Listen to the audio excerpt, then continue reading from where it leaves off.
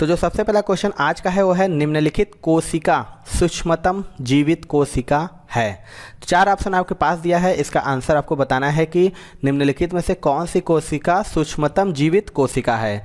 तो इसके right answer बात करें दोस्तों, इसका राइट आंसर हो जाएगा ऑप्शन नंबर सी यानी माइकोप्लाज्मा, जो कि सबसे छोटी जीवित कोशिका है। इसके पास कोशिका भित्ति नहीं होती है दोस्तों, इसे जोकर ऑफ प्लांट किंगडम कहा जाता है। और अगर हम सबसे बड़ी कोशिका की बात करें तो शुतुरमुर्ग का जो अंडा होता है वो सबसे बड़ी कोशिका का होता है।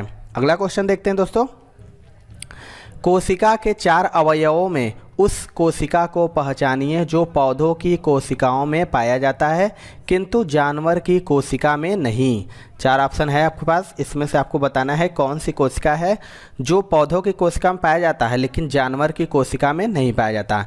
इसके राइट आंसर बात करें तो इसका राइट आंसर हो जाएगा दोस्तों ऑप्शन नंबर डी यानी लवक जो है वो जंतु कोशिका तथा पादप कोशिका में महत्वपूर्ण अंतर यही है कि पादप कोशिका में कोशिका भित्ति पाई जाती है किंतु जंतु कोशिका में कोशिका भित्ति नहीं पाई जाती है।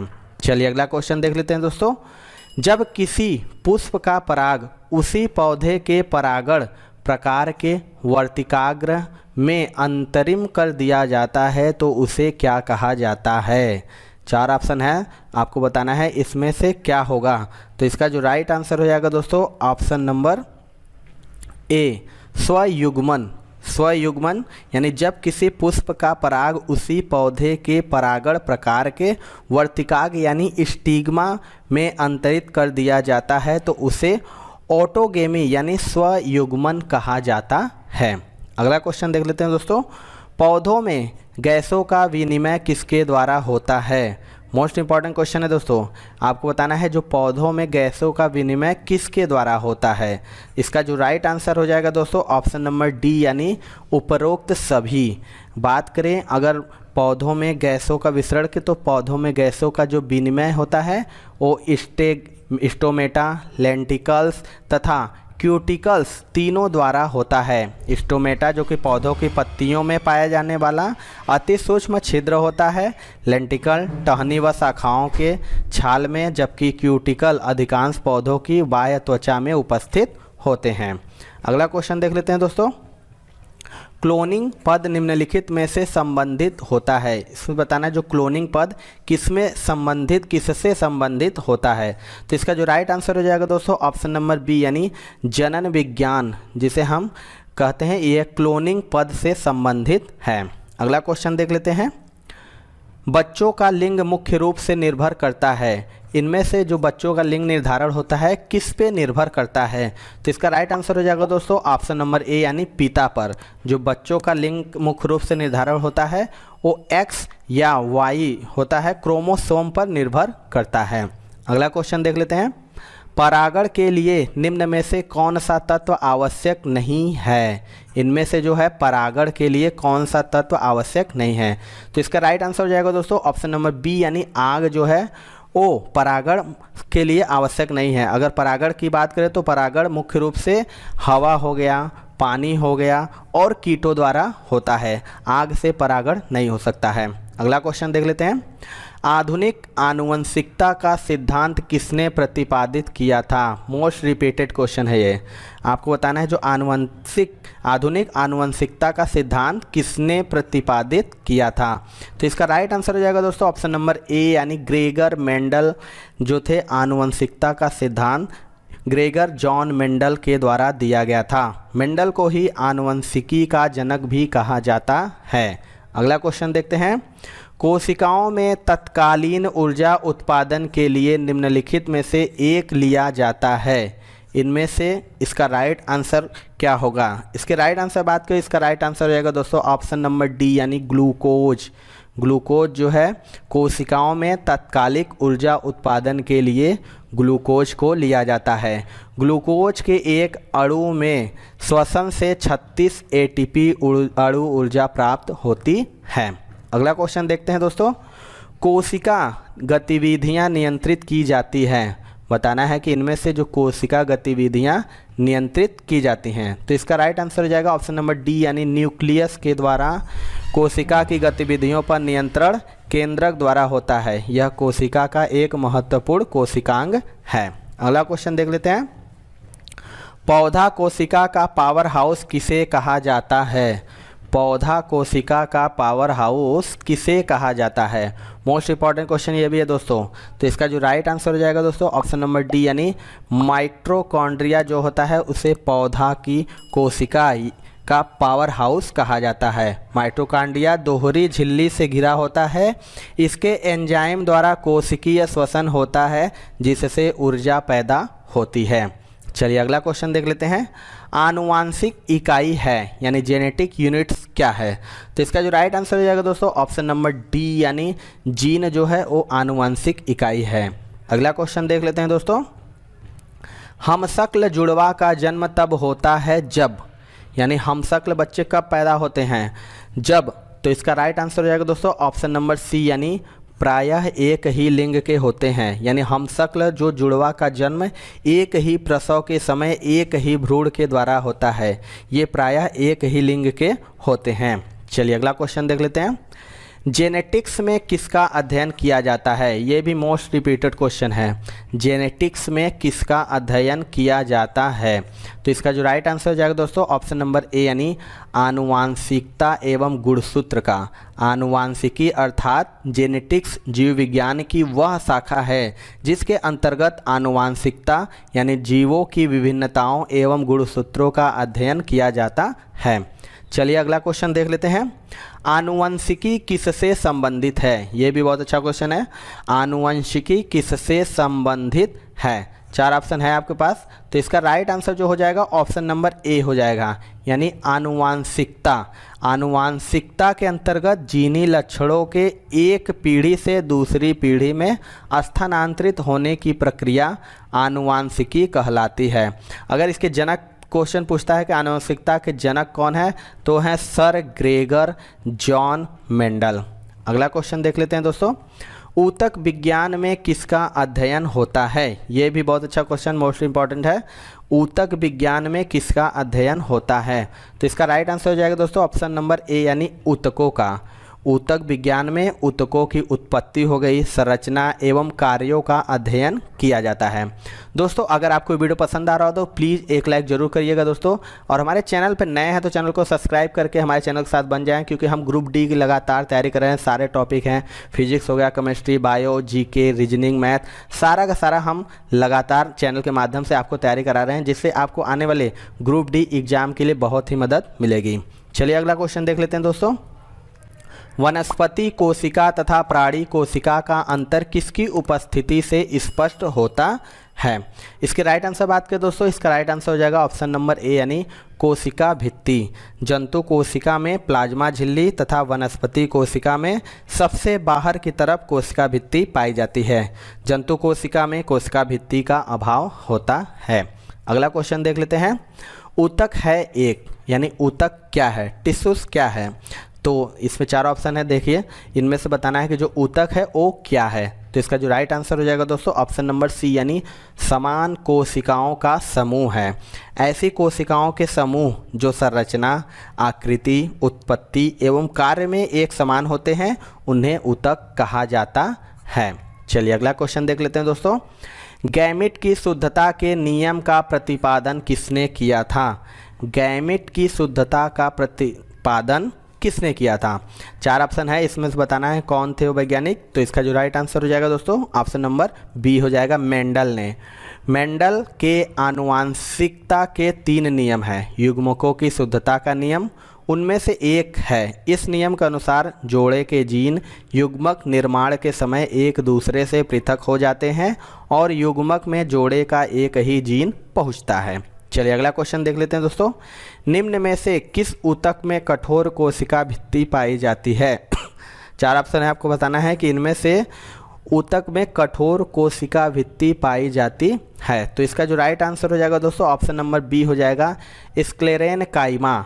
इसे दृढ़ोतक या स्क्लेरेनकाइमा मोटी भित्ति युक्त कठोर कोशिकाओं से निर्मित एक प्रकार का सरल ऊतक है। इन कोशिकाओं में काष्ठिल द्वितीयक भित्ति होती है। अगला क्वेश्चन देखते हैं दोस्तों। खाली स्थान है ऊतक की कोशिकाएं अलग अलग प्रकार के अस्थायी ऊतक बनाने के लिए पृथक होती हैं। 4 ऑप्शन है, इनमें से बताना है कि इसका जो राइट आंसर हो क्या होगा। तो इसके राइट आंसर बात करें दोस्तों, इसका राइट आंसर हो जाएगा ऑप्शन नंबर सी यानी विभज्य योतक। विभज्य योतक ऊतकों के विभाजन तथा विभेदन के फलस्वरूप विभिन्न प्रकार के अस्थायी ऊतकों का निर्माण होता है। अगला क्वेश्चन देख लेते हैं दोस्तों। कोलेनकाइमा ऊतक की कोशिकाएं डैश है से कोनों पर मोटी हो जाती है। तो इनमें से आपको बताना है कि खाली स्थान में कौन सा भराएगा। तो इसका जो राइट आंसर हो जाएगा दोस्तों ऑप्शन नंबर ए हो जाएगा, सेलुलोज और पेक्टिन। कोलेनकाइमा ऊतक या स्थूल कोण ऊतक की कोशिकाओं के कोनों पर कोसा भित्ति के ऊपर पेक्टिन और सेलुलोज की परत जम जाती है, जिससे कोसा भित्ति कोनों पर मोटी तथा दृढ़ हो जाती है। अगला क्वेश्चन देख लेते हैं दोस्तों। कोशिका भित्ति रहित समस्त बहुकोशिकीय यूकैरियोटिक जीवों को आप किस जगत में रखेंगे? ये भी मोस्ट रिपीटेड क्वेश्चन है। आपको बताना है इनमें से इसका राइट आंसर क्या होगा। तो इसका जो राइट आंसर हो जाएगा दोस्तों ऑप्शन नंबर बी यानी जंतु। कोशिका भित्ति रहित समस्त बहुकोशिकीय यूकैरियोटिक जीवों को जंतु जगत में रखा जाता है। इसके अंतर्गत समस्त कशेरुकी तथा अकशेरुकी जीवों को शामिल किया गया है। चलिए अगला क्वेश्चन देख लेते हैं। खाली स्थान है कोशिकाएं ढीली बंधी होती हैं, जिससे उनके बीच बड़े अंतराकोशिकीय स्थान पाए जाते हैं। 4 ऑप्शन है, इसमें से बताना है आपको इसका राइट आंसर क्या होगा। तो इसका राइट आंसर हो जाएगा दोस्तों ऑप्शन नंबर बी यानी पैरेनकाइमा। इसे पैरेनकाइमा या मृदुतक भी कहते हैं। ये सभी कोशिकाएं समव्यासी तथा पतली भित्ति युक्त होती हैं। अगला क्वेश्चन देख लेते हैं दोस्तों। खाली स्थान है ऊतक मृत कोशिकाओं के संयोजन से बना होता है। इसमें से कोलेनकाइमा है, स्क्लेरेनकाइमा है, पैरेनकाइमा है, एरेनकाइमा है। तो इसका जो राइट आंसर हो जाएगा दोस्तों ऑप्शन नंबर बी यानी स्क्लेरेनकाइमा ऊतक मृत कोशिकाओं के संयोजन से बना होता है। इसे दृढ़ोतक भी कहते हैं। यह कोशिकाएं बहुत लंबी, सकरी तथा दोनों सिरों पर नुकीली होती है। इनकी कोसा भित्ति मोटी तथा लिग्निन युक्त होती हैं।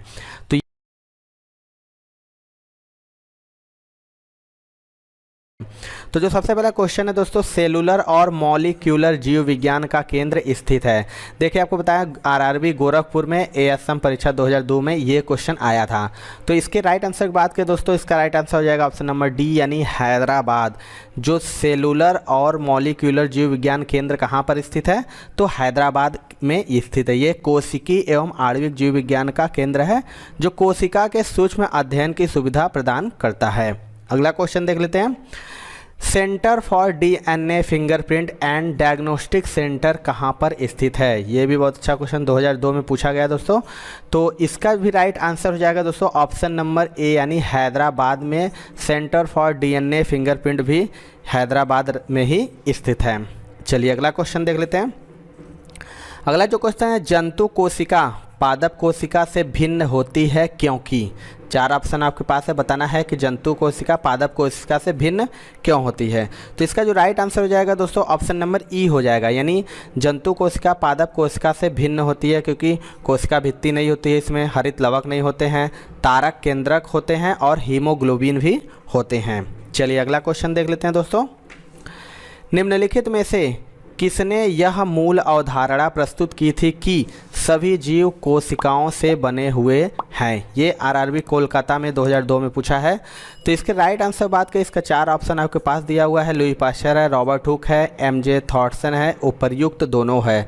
तो इसका राइट आंसर हो जाएगा ऑप्शन नंबर डी यानी रॉबर्ट हुक और एमजे थॉम्सन ने मूल अवधारणा प्रस्तुत की थी कि सभी जीव कोशिकाओं से बने हुए हैं, और इसकी खोज उन्होंने 1839 में किया था दोस्तों। चलिए अगला क्वेश्चन देख लेते हैं।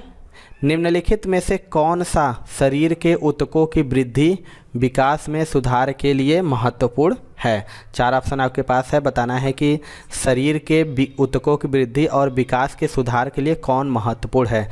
तो इसका राइट आंसर हो जाएगा दोस्तों ऑप्शन नंबर ए यानी प्रोटीन। प्रोटीन जो कि कोशिकाओं तथा ऊतकों के संरचनात्मक भाग बनाते हैं तथा शरीर के ऊतकों की वृद्धि विकास व सुधार के लिए महत्वपूर्ण होते हैं।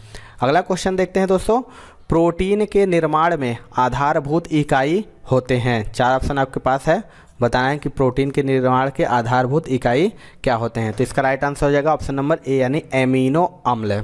प्रोटीन के निर्माण में आधारभूत इकाई एमिनो अम्ल होते हैं। प्रोटीन वास्तव में एमिनो एसिड की श्रृंखला ही होता है। चलिए अगला क्वेश्चन देख लेते हैं। प्रोटीन बनाने के लिए अमीनो अम्ल आवश्यक होते हैं, मतलब कितना चाहिए प्रोटीन बनाने के लिए अमीनो अम्ल की। तो इसका राइट आंसर हो जाएगा दोस्तों ऑप्शन नंबर सी यानी 20 हो जाएगा। प्रोटीन बनाने के लिए 20 प्रकार के अमीनो अम्ल आवश्यक होते हैं। इनमें से 10 का संश्लेषण लीवर के द्वारा होता है तथा 10 को आहार में उपस्थित होना जरूरी होता है। चलिए अगला क्वेश्चन देखते हैं। एमिनो अम्ल मिलते हैं, 4 ऑप्शन में है आपके पास। बताना है कि एमिनो अम्ल इसमें से कहाँ मिलते हैं। तो इसका राइट आंसर हो जाएगा ऑप्शन नंबर डी यानी प्रोटीन में। प्रोटीन वस्तुतः एमिनो अम्लों से ही बने होते हैं। मानव शरीर को लगभग 20 प्रकार के एमिनो अम्लों की आवश्यकता होती है, जिसमें से 10 का मानव शरीर स्वयं संश्लेषण कर लेता है, शेष 10 उसे भोजन द्वारा प्राप्त होते हैं। अगला क्वेश्चन देखते हैं। आनुवंशिकी उत्परिवर्तन किसमें होता है? 4 ऑप्शन है आपके पास। बताना है कि जो आनुवंशिकी उत्परिवर्तन होता है वो किस में होता है। तो इसका राइट आंसर हो जाएगा दोस्तों ऑप्शन नंबर सी यानी क्रोमोसोम में आनुवंशिकी उत्परिवर्तन क्रोमोसोम में होता है। जीवधारियों की एक पीढ़ी से दूसरी पीढ़ी में विभिन्न लक्षणों के प्रेषण या संरक्षण को आनुवंशिकता कहते हैं। चलिए अगला क्वेश्चन देख लेते हैं। जीन परिवर्तन किसमें होता है? 4 ऑप्शन है आपके पास। बताना है कि जो जीन परिवर्तन होता है वो इनमें से किस में होता है। तो इसका राइट आंसर हो जाएगा ऑप्शन नंबर ए यानी डीएनए में ही जीन परिवर्तन होता है। डीएनए में आनुवंशिक विशेषताएं जीन के ही कारण होती हैं। चलिए अगला क्वेश्चन देख लेते हैं। डीएनए संश्लेषण का प्रतिपादन किसने किया था? मोस्ट इंपॉर्टेंट है, देख लीजिए 2 बार एग्जाम में आया भी हुआ है 2007 में। तो आपको बताना है कि जो डीएनए का संश्लेषण प्रतिपादन किया था किसने किया था। इसका राइट आंसर हो जाएगा ऑप्शन नंबर ए यानी कॉर्नबर्ग के द्वारा डीएनए का प्रतिपादन आर्थर कॉर्नबर्ग ने किया था। इसलिए इनको 1959 में चिकित्सा विज्ञान का नोबेल पुरस्कार भी मिला है दोस्तों। चलिए अगला क्वेश्चन देख लेते हैं। मानव शरीर में क्रोमोसोम की संख्या होती है। मानव शरीर में क्रोमोसोम की कितनी संख्या होती है? ये भी मोस्ट इंपॉर्टेंट है दोस्तों। तो इसका जो राइट आंसर हो जाएगा दोस्तों ऑप्शन नंबर ए यानी 46। मानव शरीर में क्रोमोसोम की संख्या 46 होती है। इसमें से 23 जोड़े होते हैं। 46 में से 23 जोड़े होते हैं, जिनमें से 22 जोड़ी गुणसूत्र ऑटोसोम तथा 23वां जोड़ा लिंग गुणसूत्र होता है। चलिए अगला क्वेश्चन देखते हैं। किसके द्वारा आनुवंशिकता के विज्ञान को आनुवंशिकी कहा गया है? आपको बताना है कि किसके द्वारा आनुवंशिकता के विज्ञान को आनुवंशिकी यानी जेनेटिक्स कहा गया है। इसकी राइट आंसर बात करें, इसका राइट आंसर हो जाएगा ऑप्शन नंबर डी यानी डब्ल्यू वाटसन के द्वारा ही ये कहा गया है कि आनुवंशिकता के विज्ञान को आनुवंशिकी का नाम डब्ल्यू वाटसन ने वर्ष 1906 में दिया था। आनुवंशिक लक्षणों के पीढ़ी दर पीढ़ी संरक्षण की विधियों और कारणों के अध्ययन को आनुवंशिकी कहते हैं। चलिए अगला क्वेश्चन देख लेते हैं। आरएनए का मुख्य कार्य क्या है? मोस्ट इंपॉर्टेंट क्वेश्चन है दोस्तों। ये भी बताना है कि आरएनए का मुख्य कार्य क्या है। तो इसका राइट आंसर हो जाएगा दोस्तों ऑप्शन नंबर बी यानी प्रोटीन संश्लेषण में सहायता करना आरएनए का मुख्य कार्य है। अगला क्वेश्चन देख लेते हैं। राइबोसोम का मुख्य कार्य क्या है? ये भी बहुत अच्छा क्वेश्चन है। बताना है कि जो राइबोसोम का मुख्य कार्य क्या है। इसका राइट आंसर हो जाएगा दोस्तों ऑप्शन नंबर सी यानी प्रोटीन का संश्लेषण। राइबोसोम आरएनए तथा प्रोटीन का ही बना होता है दोस्तों। कोशिका में यह प्रोटीन संश्लेषण का स्थान होता है। यह या तो कोशिका में मुक्त अवस्था में पाए जाते हैं या अंतः परद्रव्यी जालिका अथवा नाभिक कला के साथ संयुक्त होते हैं। अगला क्वेश्चन देख लेते हैं। आत्महत्या की थैली किसे कहा जाता है? मोस्ट रिपीटेड क्वेश्चन है दोस्तों, आत्महत्या की थैली किसे कहा जाता है? तो इसका राइट आंसर हो जाएगा ऑप्शन नंबर सी, यानी लाइसोसोम को आत्महत्या की थैली कहा जाता है। इसकी खोज की बात करें दोस्तों तो C.D. डुवे हैं, इसकी खोज की थी। इसका कार्य होता है कोशिकाओं के अंदर अनावश्यक पदार्थों का विघटन करना। अगला क्वेश्चन देख लेते हैं दोस्तों। निम्नलिखित में से हरगोविंद खुराना को किस आविष्कार के लिए सम्मानित किया गया? बहुत ही अच्छा क्वेश्चन है, मोस्ट इंपॉर्टेंट। इलाहाबाद RRC में पूछा गया 2008 में कि हरगोविंद खुराना को किस आविष्कार के लिए सम्मानित किया गया है? राइट आंसर हो जाएगा ऑप्शन नंबर बी, यानी प्रोटीन संश्लेषण। हरगोविंद खुराना जो कि भारतीय मूल के अमेरिकी वैज्ञानिक हैं, जिन्हें आनुवंशिक कोड की व्याख्या करने तथा प्रोटीन संश्लेषण में जीनों के कार्य निर्धारण हेतु 1968 में M.W. नीरेनबर्ग तथा R.W. हॉली के साथ संयुक्त रूप से चिकित्सा के नोबेल पुरस्कार से भी सम्मानित किया गया है। दोस्तों आपसे एक क्वेश्चन पूछ सकता है, डॉक्टर हरगोविंद खुराना को किसके लिए नोबेल पुरस्कार मिला था दोस्तों? तो आप बता सकते हैं जेनेटिक कोड की खोज के लिए। चलिए अगला क्वेश्चन देख लेते हैं। DNA का मूल मात्रक क्या है? इसके राइट आंसर बात करें, इसका राइट आंसर हो जाएगा ऑप्शन नंबर सी, यानी न्यूक्लियोटाइड्स DNA का मूल मात्रक है। DNA की प्रत्येक चक्करदार रचना में 10 न्यूक्लियोटाइड्स पाए जाते हैं। प्रत्येक न्यूक्लियोटाइड्स नाइट्रोजनी क्षार, पेंटोज शुगर और फास्फोरिक अम्ल का बना होता है। दोस्तों अगर आपको वीडियो पसंद आ रहा हो तो एक लाइक ज़रूर कर दीजिएगा। दोस्तों चैनल पे हमारे नए हैं तो चैनल को ज़रूर सब्सक्राइब करके हमारे चैनल के साथ बने रहिए, क्योंकि हम ग्रुप डी की लगातार तैयारी करा रहे हैं, जिससे आपको आने वाले आगामी ग्रुप डी परीक्षाओं में बहुत ही हेल्प मिलेगी। चलिए दोस्तों अगला देख लेते हैं क्वेश्चन क्या है। DNA संरचना का मॉडल किसने दिया था? ये भी रिपीटेड क्वेश्चन है दोस्तों। DNA की संरचना का मॉडल किसने दिया था? इसका राइट आंसर हो जाएगा ऑप्शन नंबर डी, यानी वाटसन और क्रिक के द्वारा वर्ष 1953 में प्रसिद्ध विज्ञान पत्रिका नेचर में छपे एक लेख में जेम्स वाटसन तथा फ्रांसिस क्रिक ने पहली बार DNA की द्विकुंडलाकार संरचना का मॉडल प्रस्तुत किया था। अगला क्वेश्चन देख लेते हैं दोस्तों। एकल स्टैंडर्ड वाले DNA अणु कहाँ मिलते हैं? 4 ऑप्शन है आपके पास, बताना है कि एकल जो स्टैंडर्ड वाले अणु होते हैं वो कहाँ मिलते हैं। इसका जो राइट आंसर हो जाएगा ऑप्शन नंबर डी, यानी बैक्टीरियोफेज में। चलिए अगला क्वेश्चन देख लेते हैं दोस्तों। निम्न में से कौन सी जांच एक बच्चे के पिता का निर्धारण करती है? बहुत ही अच्छा क्वेश्चन है, सिकंदरा 2006 में पूछा गया है कि जांच के लिए एक बच्चे का पिता का निर्धारण कौन सी जांच के द्वारा किया जाता है? तो इसका राइट आंसर हो जाएगा ऑप्शन नंबर सी, यानी DNA फिंगरप्रिंट के जांच एक बच्चे के पिता का पितृत्व निर्धारण करती है। अगला क्वेश्चन देख लेते हैं। जीन का आकार कैसा होता है? 4 ऑप्शन है आपके पास, बताना है कि जो जीन होता है उसका आकार कैसा होता है। तो इसका राइट आंसर हो जाएगा ऑप्शन नंबर बी, यानी सर्पाकार।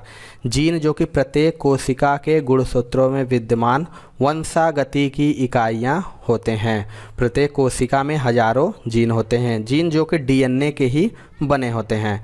अगर इस जॉनसन नामक वैज्ञानिक ने सर्वप्रथम जीन का प्रयोग किया, यह सर्पाकार होता है। अगला क्वेश्चन देख लेते हैं। किसी आबादी में जीनों के कुल योग को क्या कहते हैं? 4 ऑप्शन है आपके पास, बताना है कि जो किसी आबादी में जीनों के कुल योग को क्या कहते हैं।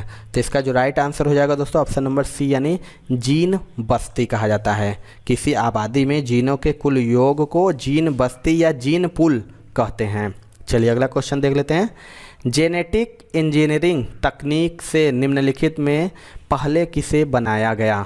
4 ऑप्शन आपके पास, बताना है कि जो जेनेटिक इंजीनियरिंग तकनीक से सबसे पहले क्या बनाया गया। तो इसका राइट आंसर हो जाएगा ऑप्शन नंबर ए, यानी ट्रांसजेनिक बैक्टीरिया। जेनेटिक इंजीनियरिंग तकनीक से सर्वप्रथम ट्रांसजेनिक बैक्टीरिया को वर्ष 1973 में बनाया गया था, जबकि चूहे को इस विधि द्वारा वर्ष 1974 में बनाया गया था दोस्तों। चलिए अगला क्वेश्चन देख लेते हैं।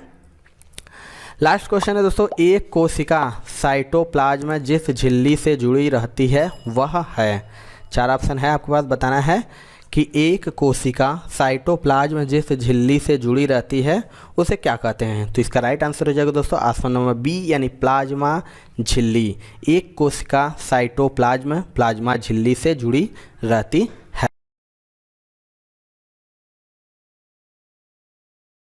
तो सबसे पहला क्वेश्चन बात करें दोस्तों, निम्न में से क्या एक पशु ऊतक नहीं है? 4 ऑप्शन है, 5 ऑप्शन है आपके पास, इसमें से बताना है कि क्या एक पशु ऊतक नहीं है। इसके राइट आंसर बात करें, इसका राइट आंसर हो जाएगा ऑप्शन नंबर ई यानी इनमें से कोई नहीं। दोस्तों अगर बात करें पशु ऊतक क्या है, तो पशुओं या जंतुओं में मुख्यतः 4 प्रकार के ऊतक पाए जाते हैं। कौन कौन से पाए जाते हैं? तो उपकला ऊतक, पेशी ऊतक, तंत्रिका ऊतक और संयोजी ऊतक पाए जाते हैं। इस प्रकार से आपसे पूछा है कि कौन सा एक पशु ऊतक नहीं है, तो इनमें से वो ऑप्शन नहीं है कि कौन, ये चारों ही पशु ऊतक हैं। अगला क्वेश्चन देखते हैं दोस्तों, विकास के सिद्धांत से संबंधित है। 4 ऑप्शन है, आपको इसे बताना है। तो इनमें से जो विकास का सिद्धांत किसने प्रतिपादित यानी कौन लाया था? तो इसका राइट आंसर बात करें, इसका राइट आंसर हो जाएगा दोस्तों ऑप्शन नंबर डी यानी चार्ल्स डार्विन। चार्ल्स डार्विन ने जैविक विकास का सिद्धांत सर्वप्रथम अपनी पुस्तक ओरिजिन ऑफ स्पीसीज में 1859 ईस्वी में प्रकाशित किया था। उन्होंने माना कि जीव प्रजातियां अपने वर्तमान स्वरूप में लंबे समय से चल रहे क्रमबद्ध जैविक विकास के परिणाम से आई है। अगला क्वेश्चन देख लेते हैं दोस्तों, पौधों में किस ऊतक के कारण लचीलापन होता है? 4 ऑप्शन है आपके पास, बताना है कि जो पौधों में लचीलापन होता है वो किस ऊतक के कारण होता है। तो इसका राइट आंसर हो जाएगा दोस्तों ऑप्शन नंबर डी बी यानी कोलेन काइमा के कारण पौधों में लचीलापन होता है। इनमें कोलेन काइमा ऊतकों की उपस्थिति के कारण होता है। यह पौधों के विभिन्न भागों जैसे पत्ती और तना में बिना टूटे हुए लचीलापन लाता है। अगला क्वेश्चन देख लेते हैं दोस्तों, निम्नलिखित में से क्या प्रजातियों की संख्या के स्थिर बने रहने से संबंधित है? आपको बताना है प्रजातियों की संख्या से स्थिर बने रहने से क्या संबंधित है। तो इसका राइट आंसर हो जाएगा दोस्तों ऑप्शन नंबर सी यानी प्रजनन हो जाएगा। वह प्रक्रम जिसके माध्यम से जीव अपनी संख्या में वृद्धि करता है प्रजनन कहलाता है। अगला क्वेश्चन देख लेते हैं दोस्तों, संयोजी ऊतक खाली स्थान है से निकलते हैं यानी संयोजी ऊतक इनमें से किससे निकलते हैं? राइट आंसर बात करें तो इसका राइट आंसर हो जाएगा दोस्तों ऑप्शन नंबर सी यानी मध्य जन स्तर। जो प्रारंभिक भ्रूण में एक्टोडर्म और एंडोडर्म स्तरों के बीच में मीसोडर्म या मध्य जन स्तर होता है, मेसोडर्म से ही संयोजी ऊतकों का निर्माण होता है। चलिए आगे देख लेते हैं दोस्तों ये हमने आप लोगों के लिए कुछ महत्वपूर्ण ई बुक बनाए हैं जो कि मैथ के, इसमें जो मैथ के हैं 500 सुपर गेस क्वेश्चन है दोस्तों, गेस क्वेश्चन है। इसे आप ज़रूर ले लीजिए जिससे आपको आने वाले ग्रुप डी एग्ज़ाम में ज़रूर से प्रश्न आएंगे। ये ग्रुप क्वेश्चन पूरा साइंस और ट्रिक के साथ है और आप इसे चैनल में के डिस्क्रिप्शन में जाके इसे आप खरीद सकते हैं, जिससे आपको आने वाले जो ग्रुप डी एग्ज़ाम है उससे बहुत हेल्प मिलेगी। इसके अलावा जो जीके का है वो टॉपिक वाइज 70 से प्लस टॉपिक वाइज है दोस्तों।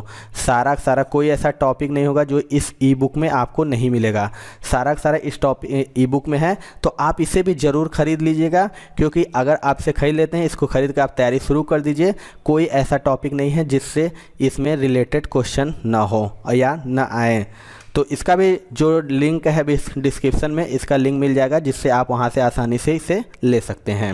चलिए अगला क्वेश्चन देखते हैं दोस्तों, वसा ऊतक इनमें से किस में उपस्थित होते हैं? 4 ऑप्शन है आपके पास, बताना है कि जो वसा ऊतक होता है इनमें से किस में उपस्थित होते हैं। तो इसका जो राइट आंसर हो जाएगा दोस्तों ऑप्शन नंबर बी हो जाएगा सब क्यूटेनियस लेयर।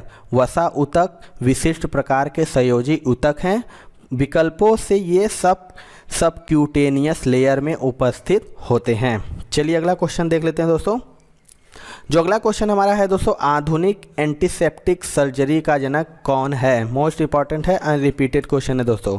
जो आधुनिक एंटीसेप्टिक सर्जरी का जनक इनमें से कौन है? तो इसका राइट आंसर हो जाएगा दोस्तों ऑप्शन नंबर ए यानी जोसेफ लिस्टर जो कि आधुनिक एंटीसेप्टिक सर्जरी का जनक कहा जाता है। एडवर्ड जेनर की बात करें तो ये चेचक के टीके की खोज की थी।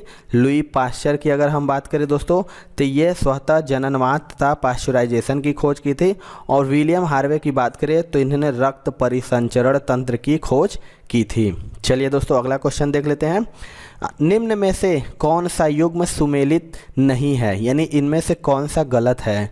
तो आपको बताना, 4 ऑप्शन है इनमें से, आपको बताना है कि इनमें से कौन सा गलत है। तो इसका राइट आंसर हो जाएगा ऑप्शन नंबर ए, यानी जोसेफ लिस्टर जो कि कुष्ठ रोग का उपचार, ये गलत है। जोसेफ लिस्टर की बात करें दोस्तों तो ये एंटीसेप्टिक सर्जरी से संबंधित हैं। और जो तीनों हैं, जोनास ई सॉल्क वो पोलियो के विरुद्ध टीका की खोज की थी। अलेक्जेंडर की फ्लेमिंग की बात करें तो पेनिसिलिन की खोज की थी। और एडवर्ड जेनर की बात करें तो चेचक के विरुद्ध टीकाकरण खोज की थी। अगला क्वेश्चन देख लेते हैं दोस्तों। निम्नलिखित में से कौन सा रोग बैक्टीरिया से होता है। ये भी मोस्ट रिपीटेड क्वेश्चन है दोस्तों। आपको बताना है कि जो बैक्टीरिया से कौन सा रोग इनमें से होता है। तो इसका राइट आंसर हो जाएगा दोस्तों ऑप्शन नंबर ए, यानी तपेदिक जो होता है वो बैक्टीरिया से नामक से होता है। तपेदिक जिसे हम टीबी कहते हैं दोस्तों। रोग माइकोबैक्टीरियम ट्यूबरक्यूलोसिस जीवाणु द्वारा होता है। इसे हिंदी में एचमा भी कहा जाता है। क्या कहा जाता है? तो यचमा भी इसे कहा जाता है। अगला क्वेश्चन देख लेते हैं दोस्तों। अधिकांशतः प्रयोग किया जाने वाला प्रतिजैविक पेनिसिलिन बनता है। इनमें से आपको बताना है कि जो अधिकांशतः प्रयोग किया जाने वाला प्रतिजैविक पेनिसिलिन किससे बनता है। तो इसका राइट आंसर हो जाएगा दोस्तों ऑप्शन नंबर सी सॉरी कवक से बनता है। अधिकांशतः प्रयोग किया जाने वाला प्रतिजैविक पेनिसिलिन कवक पेनिसिलियस नाइटेम तथा पेनिसिलियम क्राइसोजेनम से प्राप्त किया जाता है। अगर इसके खोज की बात करें दोस्तों तो अलेक्जेंडर फ्लेमिंग ने इसकी खोज वर्ष 1928 में की थी। ये भी आप लोगों जरूर याद कीजिएगा। अगला क्वेश्चन देख लेते हैं। लाइकेन 2 जीवों का सहजीवन माना जाता है, वह सूक्ष्म जीव है। 4 ऑप्शन है आपके पास। बताना है कि जो लाइकेन है 2 जीवों का सहजीवन माना जाता है, वे सूक्ष्म जीव कौन है। तो इसका जो राइट आंसर हो जाएगा दोस्तों ऑप्शन नंबर बी हो जाएगा, शैवाल और कवक। लाइकेन 2 जीवों का सहजीवन माना जाता है जिसमें शैवाल और कवक सहजीवन व्यतीत करते हैं। अगला क्वेश्चन देख लेते हैं। निम्नलिखित में से कौन सा रोग जीवाणु के कारण होता है। 4 ऑप्शन है आपके पास। बताना है कि इनमें से कौन सा रोग जीवाणु के कारण होता है। तो इसका राइट आंसर हो जाएगा दोस्तों ऑप्शन नंबर डी, यानी हैजा जो है वो जीवाणु के कारण होता है। हैजा जिसे हम कोलेरा भी कहते हैं, वाइब्रियो कोलेरी नामक जीवाणु से, जबकि चेचक की बात करें हम तो ये स्मॉल पॉक्स वायरस से, और पेचिस की बात करें तो ये एक्ट अमीबा हिस्टोलिटा से, तथा इन्फ्लुएंजा नामक संक्रमण रोग इन्फ्लुएंजा विषाणु के कारण होता है। अगला क्वेश्चन देख लेते हैं। निम्नलिखित में कौन सा वायरस से फैलता है। ये भी most repeated and most important question है दोस्तों कि वायरस से कौन सा रोग फैलता है। तो इसका राइट आंसर हो जाएगा दोस्तों ऑप्शन नंबर ए, यानी इन्फ्लुएंजा। अभी मैंने आपको बताया था इन्फ्लुएंजा जो कि वायरस से फैलता है। टाइफाइड रोग साल्मोनेला टाइफी नामक जीवाणु के संक्रमण से होता है। अगला क्वेश्चन देख लेते हैं दोस्तों। डिप्थीरिया तथा इन्फ्लुएंजा बीमारी किन कारणों से होती है। अभी मैंने आपको बताया है, तो आपको बताना है कि डिप्थीरिया तथा इन्फ्लुएंजा बीमारी किन कारणों से होती है। तो इसका जो राइट आंसर हो जाएगा दोस्तों ऑप्शन नंबर बी, यानी बैक्टीरिया तथा वायरस क्रमशः। डिप्थीरिया और कोरिने बैक्टीरियम डिप्थेरी नामक बैक्टीरिया द्वारा तथा इन्फ्लुएंजा जो कि आर्थोमिक्सो वायरस द्वारा होता है। चलिए अगला क्वेश्चन देख लेते हैं। सूक्ष्म जीवाणुओं से प्राप्त वे तत्व कौन से हैं जिनका उपयोग सूक्ष्म जीवाणुओं को नष्ट करने के लिए किया जाता है। 4 ऑप्शन है आपके पास। बताना है, इसमें राइट आंसर हो जाएगा दोस्तों ऑप्शन नंबर बी, यानी प्रतिजैविक जो कि एंटीबायोटिक सूक्ष्म जीवाणुओं से प्राप्त होते हैं और इनका उपयोग सूक्ष्म जीवाणुओं को नष्ट करने में किया जाता है। अगला क्वेश्चन देख लेते हैं। निम्नलिखित में से कौन सी बीमारी जीवाणु संक्रमण के कारण होती है। मोस्ट इंपॉर्टेंट ये भी क्वेश्चन है दोस्तों। बताना है कि कौन सी बीमारी जीवाणु संक्रमण के कारण होती है। तो इसका राइट आंसर हो जाएगा ऑप्शन नंबर सी, यानी कुष्ठ रोग जो है वो जीवाणु संक्रमण के कारण जो कि माइकोबैक्टीरियल लेप्री नामक जीवाणु के संक्रमण से होता है। अगला क्वेश्चन देख लेते हैं दोस्तों। निम्न के द्वारा दूध खट्टा किया जाता है, यानी इनमें से किसके द्वारा दूध को खट्टा किया जाता है। इसके राइट आंसर बात करें दोस्तों तो इसका राइट आंसर हो जाएगा ऑप्शन नंबर बी यानी बैक्टीरिया। बैक्टीरिया से ही दूध को खट्टा किया जाता है, जो कि लैक्टोबैसिलस नामक बैक्टीरिया द्वारा ही दूध यानी दही को खट्टे में परिवर्तित किया जाता है। अगला क्वेश्चन देख लेते हैं। सूक्ष्म जीवाणुओं युक्त पदार्थ का शीतीकरण एक प्रक्रिया है जिसका कार्य है, आपको बताना है। इनमें से 4 ऑप्शन है, तो राइट आंसर की बात करें दोस्तों तो इसका राइट आंसर हो जाएगा ऑप्शन नंबर सी यानी जीवाणुओं को निष्क्रिय करना। सूक्ष्म जीवाणु युक्त पदार्थ का शीतीकरण एक प्रक्रिया है जिसका कार्य है जीवाणुओं को निष्क्रिय करना, क्योंकि न्यून तापमान पर जीवाणुओं की वृद्धि तथा उपापचयी क्रियाएँ कम हो जाने से ये निष्क्रिय हो जाते हैं। चलिए अगला क्वेश्चन देख लेते हैं। उस रोग का चयन करें जो कि एक मनुष्य से दूसरे मनुष्य में सीधे नहीं फैलता है। बहुत अच्छा क्वेश्चन है और मोस्ट रिपीटेड ये भी क्वेश्चन है। बताना है कि कौन सा वो रोग है जो एक मनुष्य से दूसरे मनुष्य में सीधे नहीं फैलता है। तो इसका जो राइट आंसर हो जाएगा दोस्तों ऑप्शन नंबर बी यानी टिटनेस है, जो कि एक मनुष्य को दूसरे मनुष्य में सीधे नहीं फैलता है। अगला क्वेश्चन देखते हैं दोस्तों। एड्स वाले को आवश्यक रूप से HIV संक्रमण होता है, इससे क्या तात्पर्य है। ये भी मोस्ट इंपॉर्टेंट क्वेश्चन है दोस्तों। तो इसका जो राइट आंसर हो जाएगा दोस्तों ऑप्शन नंबर हो जाएगा ए यानी यदि आपको एड्स यानी HIV है तो आपको HIV होगा, यानी सॉरी यहाँ अगर आपको एड्स है तो आपको HIV जरूर होगा। HIV जो कि संक्रमण की अंतिम अवस्था है, अतः यदि एड्स होगा तो HIV निश्चित होगा, किंतु यह आवश्यक नहीं है कि HIV संक्रमित व्यक्ति को एड्स हो। अगला क्वेश्चन देख लेते हैं। एड्स का अर्थ है most important and most repeated question है ये। एड्स का पूरा नाम या एड्स का फुल फॉर्म ये क्या है। तो इसका जो राइट आंसर हो जाएगा दोस्तों option number C acquired immuno deficiency syndrome. या तो फुल फॉर्म कह लीजिए या तो इसका पूरा नाम या इसका अर्थ। एड्स का ये जरूर आता है मैक्सिमम एग्जाम में। अगला क्वेश्चन देख लेते हैं दोस्तों। एड्स फैलता है, अब बहुत अच्छा क्वेश्चन ये भी है, मतलब एड्स किसके द्वारा फैलता है। 4 ऑप्शन आपके पास दिया है, इनमें से बताना है कि जो एड्स है वो किसके द्वारा फैलता है। तो इसका राइट आंसर हो जाएगा दोस्तों ऑप्शन नंबर डी यानी शारीरिक संपर्क से। अगला क्वेश्चन देख लेते हैं। पैरासीटामॉल उपयोग में लाया जाता है, इनमें से आपको बताना है कि जो पैरासीटामॉल है वो किसके उपयोग में लाया जाता है। तो इसका राइट आंसर हो जाएगा दोस्तों ऑप्शन नंबर ए यानी शरीर के दर्द निवारण में। पैरासीटामॉल का उपयोग शरीर के दर्द निवारक तथा बुखार को कम करने के लिए किया जाता है। इसे ज्वरनाशक दवा के रूप में भी प्रयोग किया जाता है। चलिए अगला क्वेश्चन देख लेते हैं दोस्तों। निम्नलिखित में कौन सी दवा एंटीबायोटिक है। 4 दवा है, इसमें से आपको बताना है कि कौन सी एंटीबायोटिक है। तो इसका राइट आंसर हो जाएगा दोस्तों ऑप्शन नंबर सी यानी पेनिसिलिन, जो कि पेनिसिलिन प्रथम एंटीबायोटिक है। इसकी खोज की अगर बात करें तो दोस्तों अलेक्जेंडर फ्लेमिंग ने वर्ष 1928 में इसकी खोज की थी। अगला क्वेश्चन देख लेते हैं।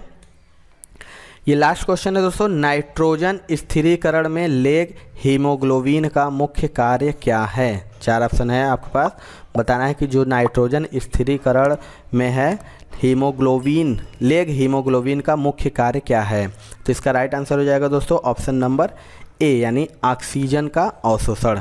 नाइट्रोजन स्थिरीकरण में लेग हीमोग्लोबिन का जो मुख्य कार्य है वो ऑक्सीजन का अवशोषण करना है, क्योंकि राइजोबियम जीवाणु ऑक्सीजन की अनुपस्थिति में कार्य करता है।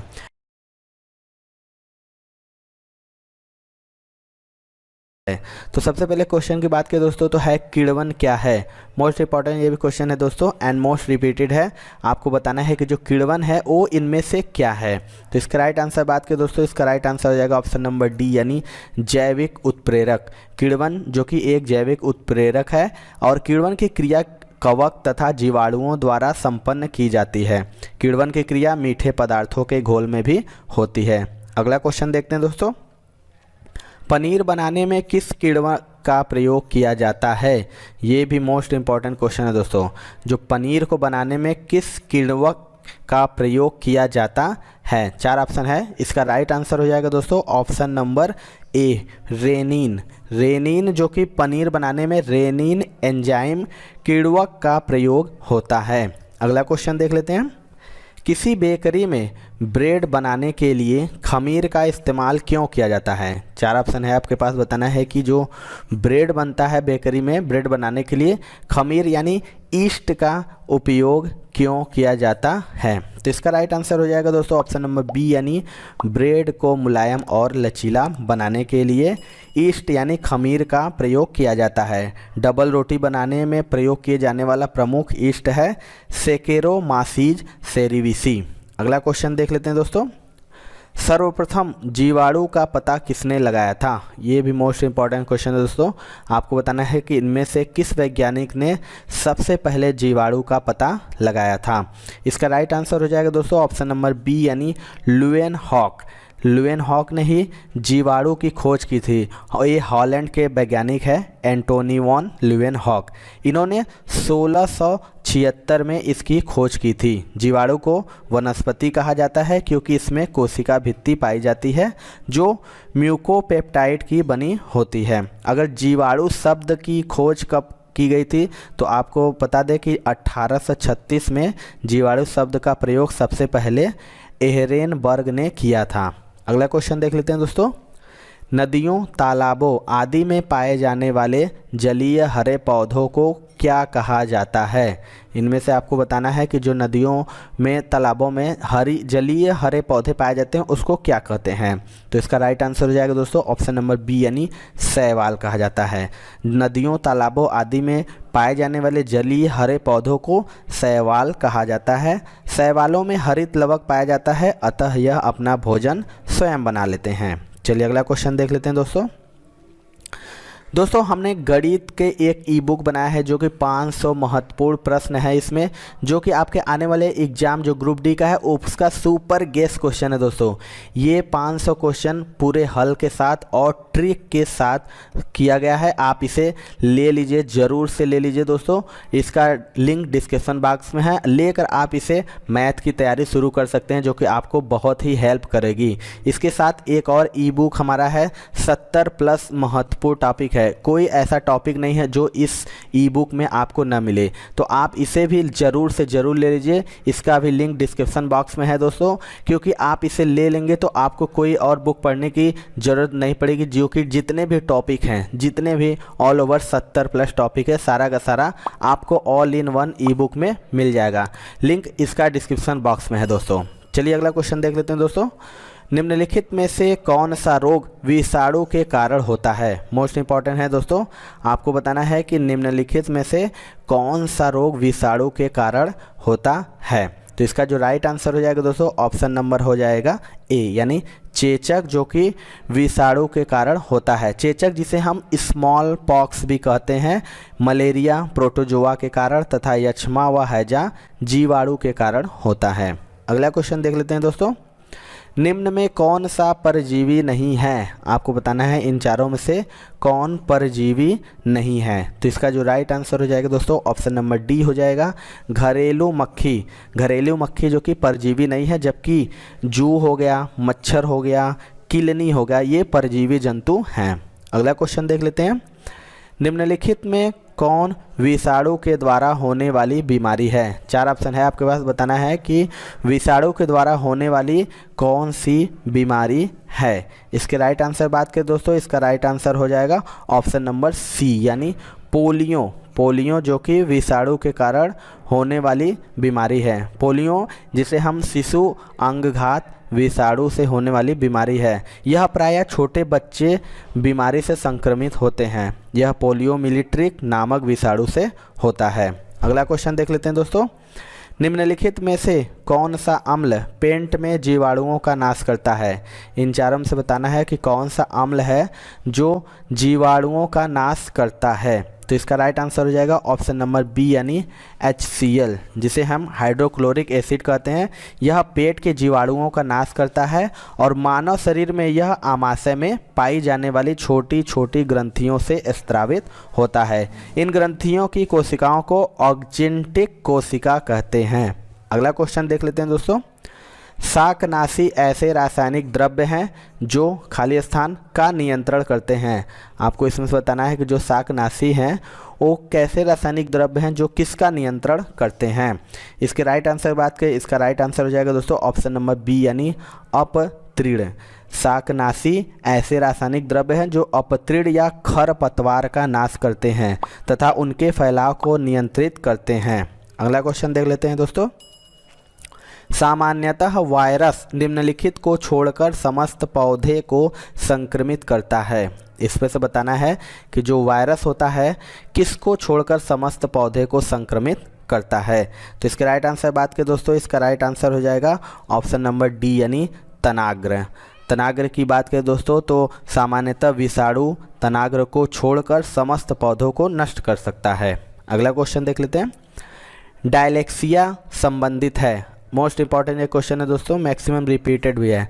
डायलेक्सिया का संबंध किससे है? इसके राइट आंसर बात दोस्तों, इसका राइट आंसर हो जाएगा ऑप्शन नंबर ए यानी बेमेल अक्षरों को पढ़ने में कठिनाई से। डायलेक्सिया जो कि बेमेल अक्षरों को पढ़ने में कठिनाई से संबंधित एक बीमारी है। अगला क्वेश्चन देख लेते हैं। जीवाणुओं की रोम जैसी संरचना को कहा जाता है। 4 ऑप्शन आपके पास है, बताना है कि जीवाणुओं की जो रोम जैसी संरचना होती है उसे क्या कहते हैं। तो इसका राइट आंसर हो जाएगा दोस्तों ऑप्शन नंबर ए यानी फ्लैजिला कहते हैं। जीवाणुओं के ऊपरी भाग पर रोम जैसी जो संरचना पाई जाती है जिसे फ्लैजिला यानी कशाभिका भी कहते हैं, जो कि गति में सहायक होते हैं। अगला क्वेश्चन देख लेते हैं। दूषित पानी के कारण कौन सा रोग नहीं होता है? 4 ऑप्शन है, आपको बताना है कि इनमें से कौन सा रोग दूषित पानी के कारण नहीं होता है। इसका राइट आंसर हो जाएगा दोस्तों ऑप्शन नंबर डी यानी मीसल। मीसल जो कि दूषित पानी के कारण, अगर दूषित पानी से बात करें तो हैजा है, टाइफाइड है, पीलिया है, ये सब दूषित पानी के कारण होते हैं। दूषित पानी से मीसल यानी खसरा नहीं होता है, यह विषाणु द्वारा होता है। मीसल जिसे हम खसरा भी कहते हैं दोस्तों। अगला क्वेश्चन देख लेते हैं। निम्नलिखित में से कौन सी बीमारी विषाणु जनित है? आपको बताना है कि इनमें से कौन सी बीमारी विषाणु जनित है। इसके राइट आंसर बात करें दोस्तों, इसका राइट आंसर हो जाएगा ऑप्शन नंबर डी यानी हेपेटाइटिस। हेपेटाइटिस जो कि एक विषाणु जनित यकृत रोग है, यह यकृत को प्रभावित करता है। यह दूषित जल, रक्ताधान अथवा संक्रमित सुई से फैलता है दोस्तों। अगला क्वेश्चन देख लेते हैं। नाइट्रोजन फिक्सिंग जीवाणु सामान्यतः पाए जाते हैं। इनमें से बताना है कि जो नाइट्रोजन फिक्सिंग जीवाणु है वो कहाँ पे पाए जाते हैं। तो इसका राइट आंसर हो जाएगा दोस्तों ऑप्शन नंबर सी यानी लेग्यूमिनस पौधों में। लेग्यूमिनस पौधों की जड़ों में यह सामान्यतः नाइट्रोजन फिक्सिंग जीवाणु पाए जाते हैं जो कि नाइट्रोजन का यौगिकीकरण करते हैं। अगला क्वेश्चन देख लेते हैं। पादप विषाणु में किस प्रकार के आनुवांशिक पदार्थ पाए जाते हैं? 4 ऑप्शन है, आपके पास बताना है कि जो पादप विषाणु में किस प्रकार के आनुवांशिक पदार्थ पाए जाते हैं। इसके राइट आंसर बात करें दोस्तों, इसका राइट आंसर हो जाएगा ऑप्शन नंबर ए यानी RNA। सर्वप्रथम खोजा गया यह पादप विषाणु TMV था। पादप विषाणु का संवहन प्लाज्मोडेमेटा के द्वारा एक कोशिका से दूसरी कोशिका में होता है। अगला क्वेश्चन देख लेते हैं दोस्तों।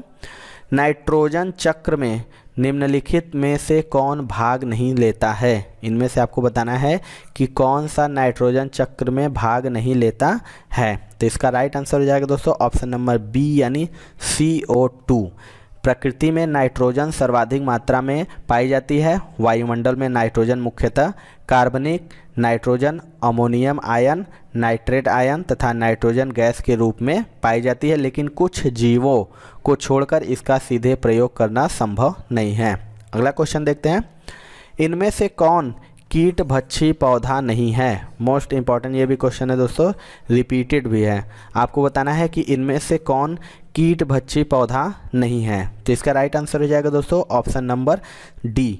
हार्नवर्ट जो है वो कीट भक्षी पौधा नहीं है, यह एक गैर संवहनी ब्रायोफाइट पौधा है जो विशेषतः आर्द्र एवं नम स्थानों में ही पाया जाता है।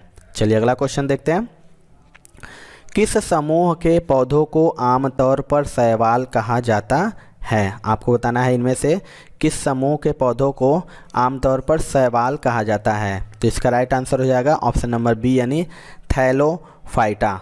थैलोफाइटा, जिसे शैवाल तथा फंगी दोनों को ही थैलोफाइटा के अंतर्गत रखा गया है। ये अति प्राचीन तथा सरल पादप है जिनमें पादप अंग, जड़, तना तथा पत्तियों के रूप में नहीं होते हैं। चलिए अगला क्वेश्चन देख लेते हैं दोस्तों।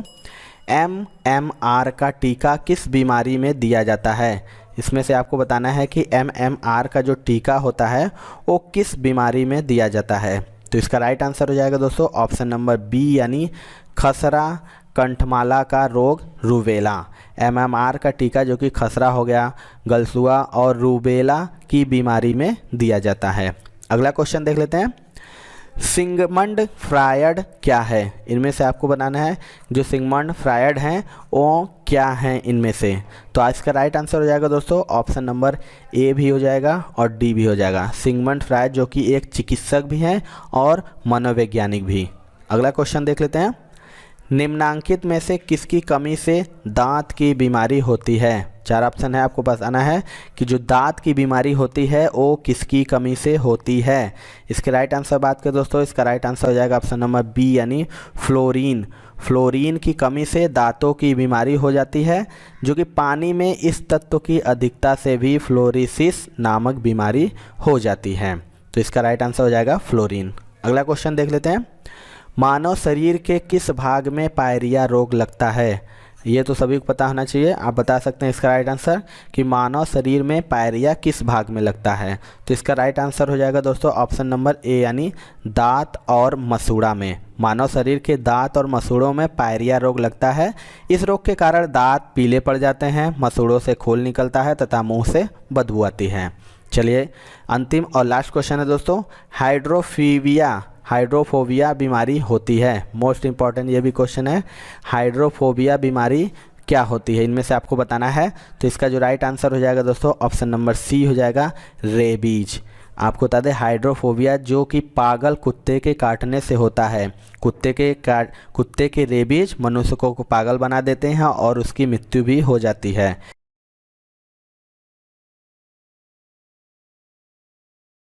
सबसे पहले क्वेश्चन की बात करें दोस्तों तो हीमोफिलिया एक आनुवंशिक रोग है जिसका परिणाम है। इनमें से आपको बताना है कि हीमोफिलिया एक आनुवंशिक रोग है, इसका परिणाम क्या है।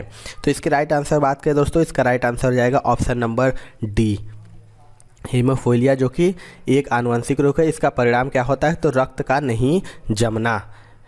आपको बता दें कि कुछ बीमारियों में रोगी की रक्त स्कंदन क्षमता क्षीण हो जाती है। ऐसे व्यक्तियों को छोटी मोटी चोट लगने पर भी लगातार रक्त का स्त्रावण होता रहता है, जिसे हीमोफिलिया नामक आनुवंशिक बीमारी भी हो सकती है, ऐसा होता है। अगला क्वेश्चन देख लेते हैं। एक्यूपंक्चर खाली स्थान है में अधिक प्रचलित है। इनमें से बताना है एक्यूपंक्चर किस देश में अधिक प्रचलित है। मोस्ट इंपॉर्टेंट एंड क्वेश्चन है दोस्तों, देख लीजिए 3 बार आया हुआ है। तो आज इसके राइट आंसर बात करें दोस्तों, इसका राइट आंसर हो जाएगा ऑप्शन नंबर सी, एक्यूपंक्चर जो कि चीन में अधिक प्रचलित है। यह एक अति प्राचीन चीनी चिकित्सा पद्धति है दोस्तों। इस पद्धति के द्वारा दर्द को दूर करने तथा अनेक प्रकार की रोगी दशाओं जैसे मलेरिया और गठिया आदि रोगों का उपचार करती है। चलिए अगला क्वेश्चन देख लेते हैं। कैंसर अस्थि मज्जा के कौन से भाग को प्रभावित करती है? आपको बताना है जो कैंसर बीमारी हो जाता है वो अस्थि मज्जा के कौन से भाग को प्रभावित करती है। तो इसका राइट आंसर हो जाएगा दोस्तों ऑप्शन नंबर बी, यानी ल्यूकेमिया। कैंसर अस्थि मज्जा की ल्यूकेमिया को प्रभावित करता है। रक्त कैंसर को ल्यूकेमिया कहा जाता है। सामान्यतः तौर पर आरबीसी और डब्ल्यूबीसी का अनुपात 600 संबंधे 1 होता है। यदि डब्ल्यूबीसी का अनुपात एकाएक बढ़ने लगता है तो इसे ल्यूकेमिया यानी रक्त कैंसर कहते हैं। अगला क्वेश्चन देख लेते हैं। अधिश्वेत रक्तता है एक प्रकार का। इनमें से बताना है कि जो अधिश्वेत रक्तता जिसे हम ल्यूकेमिया कहते हैं वह एक प्रकार का क्या है। तो इसका राइट आंसर हो जाएगा ऑप्शन नंबर डी, यानी कर्क रोग, जिसे हम क्या कहते हैं कैंसर। अधिश्वेत रक्तता रक्त या अस्थि मज्जा का कर्क रोग है।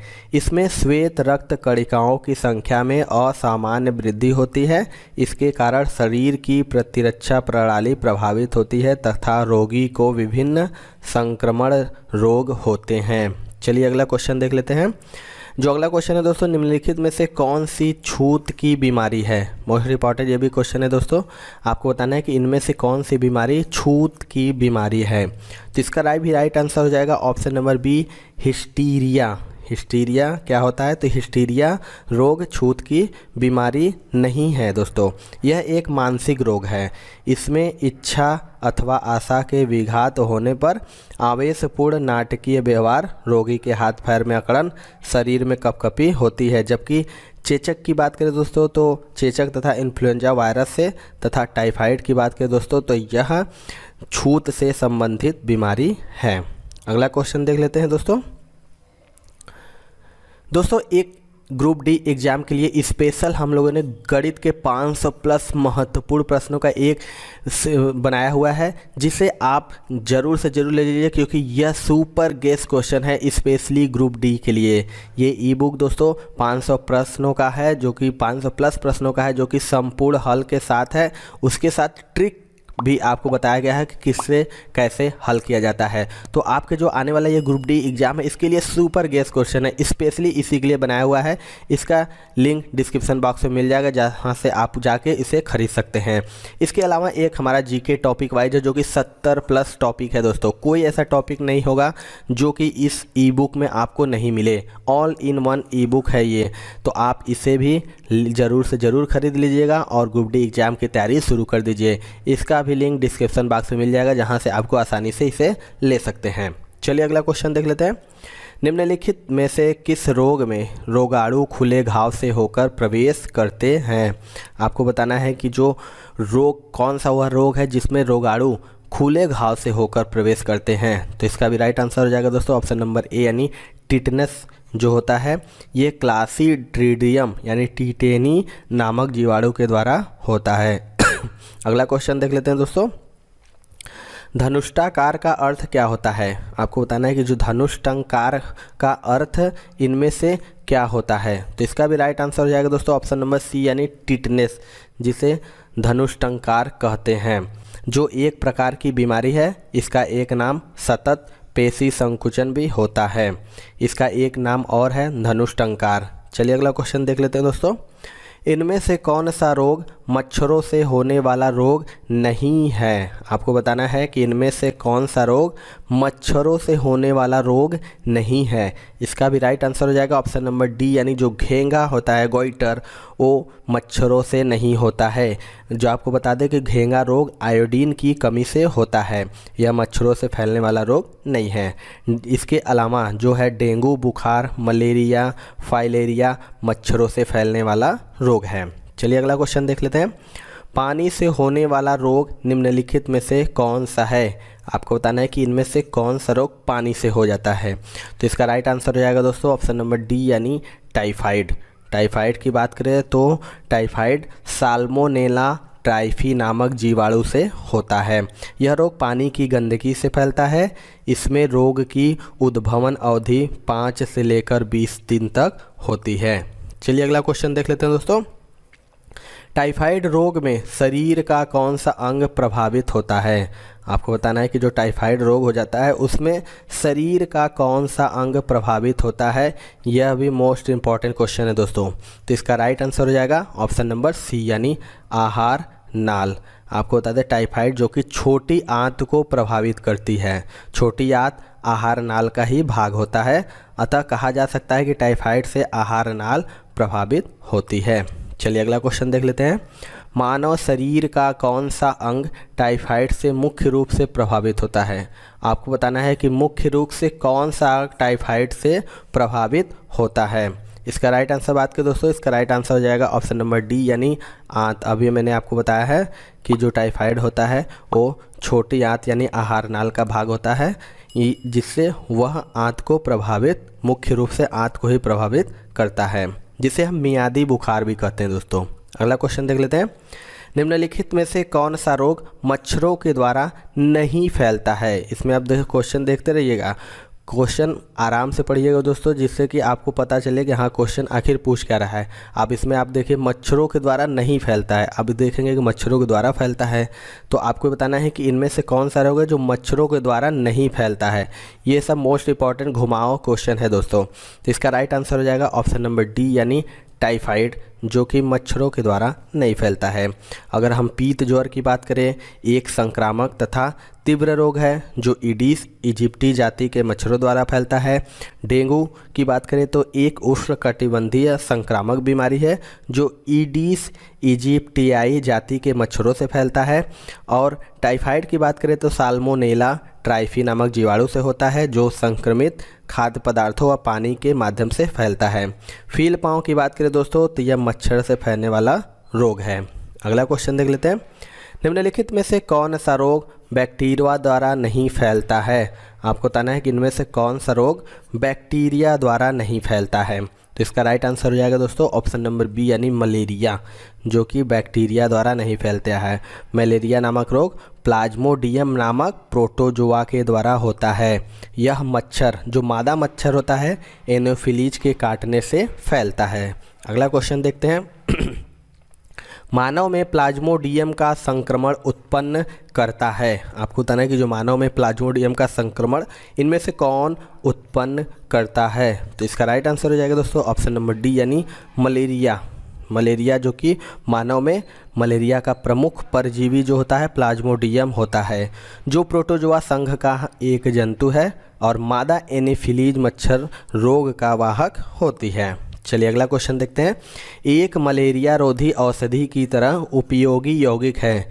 इनमें से आपको बताना है कि कौन सी दवा है जो मलेरिया रोधी औषधि की तरह उपयोगी यौगिक है। तो इसका राइट आंसर हो जाएगा दोस्तों ऑप्शन नंबर बी यानी क्लोरोक्वीन, एक मलेरिया रोधी औषधि की तरह उपयोगी यौगिक है। मलेरिया जो कि मादा एनोफिलीज मच्छर के द्वारा फैलता है। मलेरिया की प्रमुख दवा भी कुनैन है दोस्तों, सिनकोना है, पेड़ की छाल से बनती है। अगला क्वेश्चन देख लेते हैं। निम्नलिखित की कमी से एनीमिया रोग होता है। इनमें से आपको बताना है कि किसकी कमी से एनीमिया नामक रोग होता है। तो इसका राइट आंसर हो जाएगा ऑप्शन नंबर सी यानी आयरन, लोहा। एनीमिया रोग में रक्त में हीमोग्लोबिन की मात्रा घट जाती है। यह रोग शरीर में लौह तत्व की कमी से होता है। चलिए अगला क्वेश्चन देखते हैं दोस्तों। SARS यानी सॉर्स का पूर्ण रूप क्या है? आपको बताना है इनमें से जो सॉर्स का फुल फॉर्म क्या है। तो इसका राइट आंसर हो जाएगा दोस्तों ऑप्शन नंबर ए यानी severe acute respiratory syndrome. Swords का पूरा नाम सीवियर एक्यूट रेस्पिरेटरी सिंड्रोम है। यह एक वायरस जनित बीमारी है जो मानव के श्वसन व परिसंचरण तंत्र को प्रभावित करती है। चलिए अगला क्वेश्चन देखते हैं दोस्तों। एपिडर्मिस रोग संबंधित है। इनमें से बताना है कि एपिडर्मिस जो रोग है इनमें से किससे संबंधित है। इसका राइट आंसर हो जाएगा दोस्तों ऑप्शन नंबर सी यानी त्वचा, जो स्किन होता है। एपिडर्मी रोग त्वचा से होता है, त्वचा में होता है। इस रोग में त्वचीय संक्रमण होता है, त्वचा में जगह जगह चकत्ते बनने लगते हैं तथा त्वचा के ऊतक नष्ट होने लगते हैं। चलिए अगला क्वेश्चन देखते हैं। किस अंग के दोषपूर्ण कार्य करने से मधुमेह रोग हो जाता है? मोस्ट इंपॉर्टेंट क्वेश्चन है दोस्तों। आपको बताना है कि मधुमेह रोग किस अंग के दोषपूर्ण कार्य करने से हो जाता है। तो इसका राइट आंसर हो जाएगा दोस्तों ऑप्शन नंबर डी यानी अग्न्याशय। अग्न्याशय मधुमेह रोग अग्न्याशय के खराब होने के कारण ही होता है। इस रोग में अग्न्याशय की कोशिकाएं पर्याप्त मात्रा में इंसुलिन हार्मोन का निर्माण नहीं करती हैं। चलिए अगला क्वेश्चन देखते हैं दोस्तों। निम्नलिखित में से कौन सा रोग बैक्टीरिया के संक्रमण के कारण होता है? 4 ऑप्शन है, बताना है कि कौन सा रोग बैक्टीरिया के संक्रमण के कारण होता है। तो इसका राइट आंसर है दोस्तों ऑप्शन नंबर सी यानी टिटनेस। टिटनेस जिसे हम लॉकजा भी कहते हैं, क्लोस्ट्रीडियम टिटैनी नामक जीवाणु से होता है। इस रोग की बात करें तो इस रोग में रोगी को तेज बुखार होता है तथा शरीर ऐंठने लगता है। इस रोग को धनुष्टाकार भी कहते हैं। अगला क्वेश्चन देखते हैं। कौन सा ट्रिपल एंटीजन के द्वारा प्रतिरक्षी नहीं होता है? आपको बताना है कि इनमें से ट्रिपल एंटीजन के द्वारा प्रतिरक्षी नहीं होता है। तो इसका राइट आंसर हो जाएगा दोस्तों ऑप्शन नंबर ए यानी टाइफाइड। टाइफाइड जो कि डीपीटी का टीका अथवा ट्रिपल एंटीजन डिप्थीरिया, काली खांसी तथा टिटनेस में लगाया जाता है।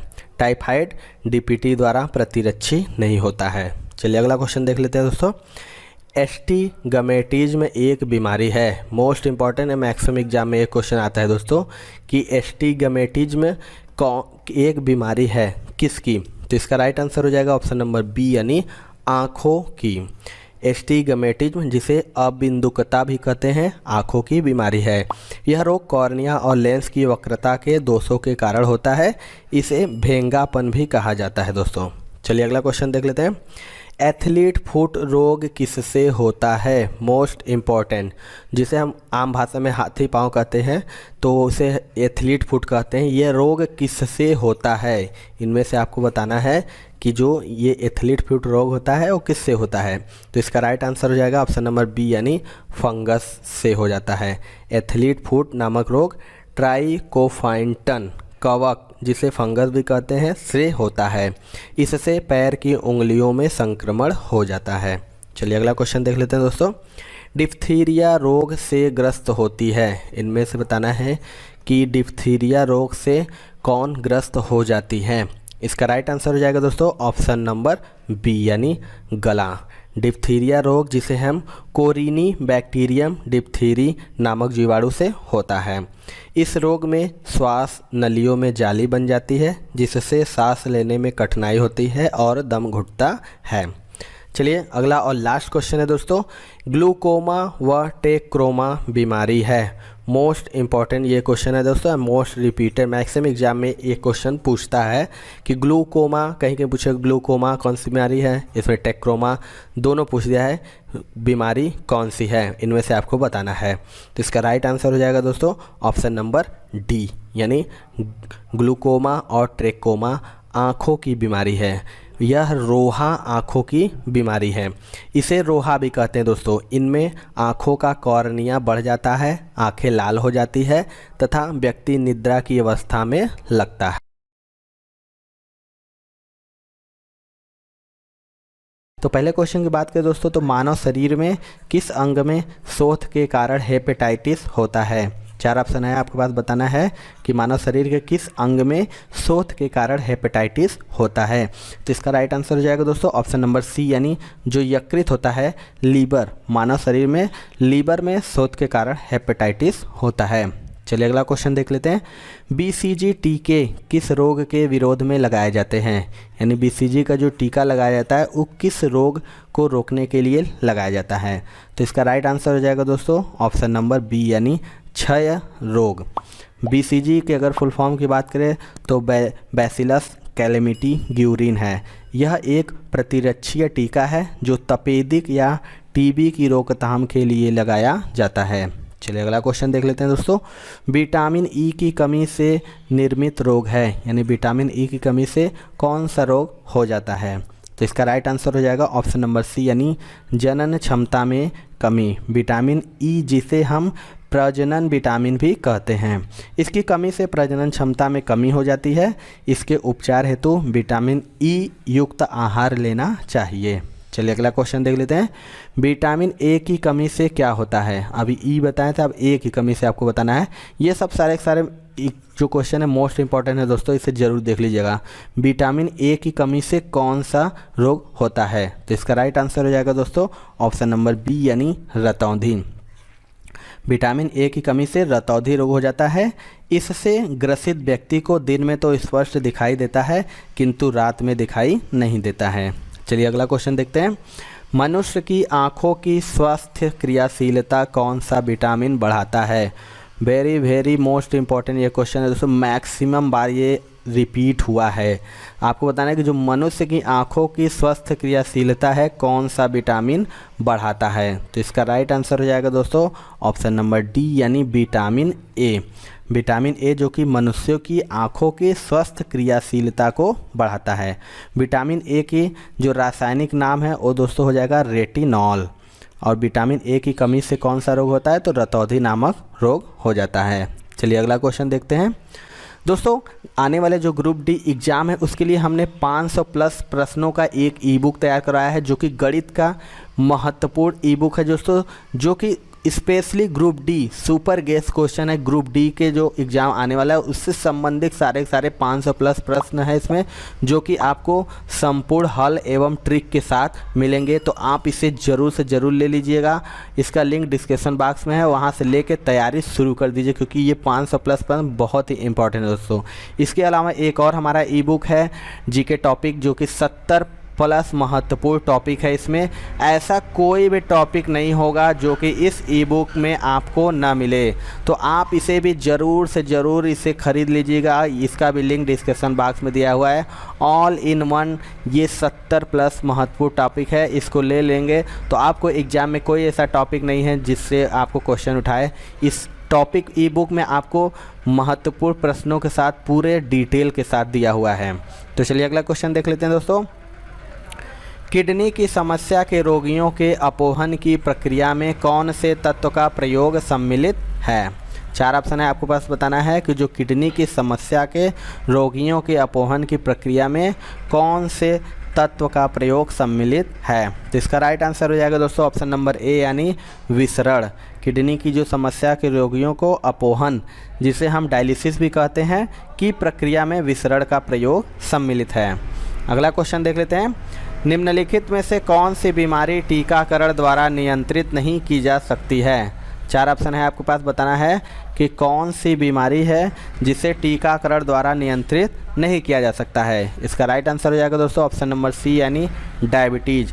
डायबिटीज़ या मधुमेह रोग को टीकाकरण के द्वारा नहीं रोका जा सकता है। यह रोग इंसुलिन नामक हार्मोन के अल्प स्त्रावण से होता है। इस रोग में रक्त में ग्लूकोज की मात्रा बढ़ जाती है। अगला क्वेश्चन देखते हैं दोस्तों। रिकेट्स है एक बीमारी। 4 ऑप्शन है, आपके पास बताना है कि इनमें से रिकेट्स कौन सी बीमारी में को कहते हैं। इसका राइट आंसर हो जाएगा ऑप्शन नंबर बी, यानी हड्डियों की। जो रिकेट्स की बात करें दोस्तों, तो ये हड्डियों की एक बीमारी है। इसे बच्चों का सूखा रोग भी कहा जाता है। यह बीमारी विटामिन डी की कमी से होता है। चलिए अगला क्वेश्चन देख लेते हैं। दूर दृष्टि से पीड़ित व्यक्ति की स्पष्ट दृष्टि की न्यूनतम दूरी है। 4 ऑप्शन है, आपके पास बताना है कि जो दूर दृष्टि से पीड़ित व्यक्ति की स्पष्ट दृष्टि की न्यूनतम दूरी कितनी है। तो इसका राइट आंसर हो जाएगा ऑप्शन नंबर सी, यानी 25 सेमी से अधिक। दूर दृष्टि दोष में व्यक्ति को दूर की वस्तुएं स्पष्ट दिखाई देती हैं, किंतु निकट की वस्तुएं स्पष्ट नहीं दिखाई देती हैं। इस दोष से पीड़ित व्यक्ति की स्पष्ट दृष्टि की न्यूनतम दूरी 25 सेमी या इससे अधिक होती है। अगला क्वेश्चन देख लेते हैं। किसके इलाज में कीमोथेरेपी उपयोग किया जाता है? आपको बताना है कि कीमोथेरेपी का प्रयोग किसके इलाज में किया जाता है। इसका राइट आंसर हो जाएगा ऑप्शन नंबर ए, यानी कैंसर। कीमोथेरेपी का उपयोग कैंसर के इलाज के लिए किया जाता है। अगला क्वेश्चन देख लेते हैं। दूषित जल जनित रोग नहीं है। ध्यान दीजिएगा, दूषित जल जनित रोग इनमें से कौन नहीं है? तो इसका राइट आंसर हो जाएगा दोस्तों ऑप्शन नंबर डी, यानी फ्लोराइसिस। फ्लोराइसिस जो कि दूषित जल जनित रोग नहीं है। अगला क्वेश्चन देख लेते हैं। निम्नांकित में कौन सा जल संक्रामक रोग है? आपको अब बताना है कि इनमें से कौन सा रोग जल संक्रामक रोग है। इसका राइट आंसर हो जाएगा दोस्तों ऑप्शन नंबर ए, हैजा। हैजा जल संक्रामक तथा चेचक संसर्जक रोग है। हैजा जीवाणु जनित तथा चेचक वायरस जनित रोग है। अगला क्वेश्चन देख लेते हैं। कौन सा रोग पानी के माध्यम से फैलता है? मोस्ट इम्पॉर्टेंट है, आपको बताना है कि इनमें से कौन सा रोग पानी के माध्यम से फैलता है। तो इसका भी राइट आंसर हो जाएगा दोस्तों ऑप्शन नंबर डी, यानी हैजा ही। हैजा रोग जो कि दूषित पानी के माध्यम से होता है। रोगी की प्लीहा और आंत योजनी ग्रंथियां बढ़ जाती है। रोगी को तेज बुखार आता है और सिर दर्द बना रहता है। अगला क्वेश्चन देख लेते हैं। स्पॉन्डिलाइटिस बीमारी निम्नलिखित में से किसे प्रभावित करती है? 4 ऑप्शन है, आपके पास बताना है कि जो स्पॉन्डिलाइटिस बीमारी होती है वह किसे प्रभावित करती है। इसका राइट आंसर हो जाएगा ऑप्शन नंबर सी, यानी मेरुदंड को। स्पॉन्डिलाइटिस से मेरुदंड प्रभावित होता है। इस बीमारी में रोगी ज़्यादा देर बैठ नहीं पाता है। मेरुदंड की हड्डियों के जोड़ कमज़ोर हो जाते हैं। चलिए अगला क्वेश्चन देखते हैं दोस्तों। मायोपिया से क्या तात्पर्य है? मोस्ट इम्पॉर्टेंट दोस्तों, आपको बताना है इनमें से कि मायोपिया से क्या तात्पर्य है। इसका राइट आंसर हो जाएगा दोस्तों ऑप्शन नंबर बी यानी निकट दृष्टि। मायोपिया को निकट दृष्टि दोष कहते हैं। इस दोष से ग्रस्त व्यक्ति को निकट की वस्तुएं दिखाई देती हैं किंतु दूर की वस्तुएं स्पष्ट नहीं दिखाई देती है। इस दोष के निवारण के लिए अवतल लेंस का प्रयोग किया जाता है। चलिए अगला क्वेश्चन देखते हैं दोस्तों। मानव नेत्र के दूरदृष्टि दोष को यह भी कहा जाता है। इनमें से बताना है कि जो मानव नेत्र का दूरदृष्टि दोष होता है उसे और क्या कहा जाता है। तो इसका राइट आंसर हो जाएगा ऑप्शन नंबर डी यानी हाइपरमेट्रोपिया। मानव नेत्र में दूरदृष्टि दोषों को हाइपरमेट्रोपिया कहा जाता है। इस दोष की बात करें तो दूर की वस्तुएं स्पष्ट दिखाई देती है किंतु निकट की स्पष्ट नहीं दिखाई देती हैं। इस दोष को उत्तल लेंस की सहायता से दूर किया जाता है। चलिए अगला क्वेश्चन देख लेते हैं। शरीर में निम्नलिखित में से किसकी अधिकता से हृदयाघात होता है।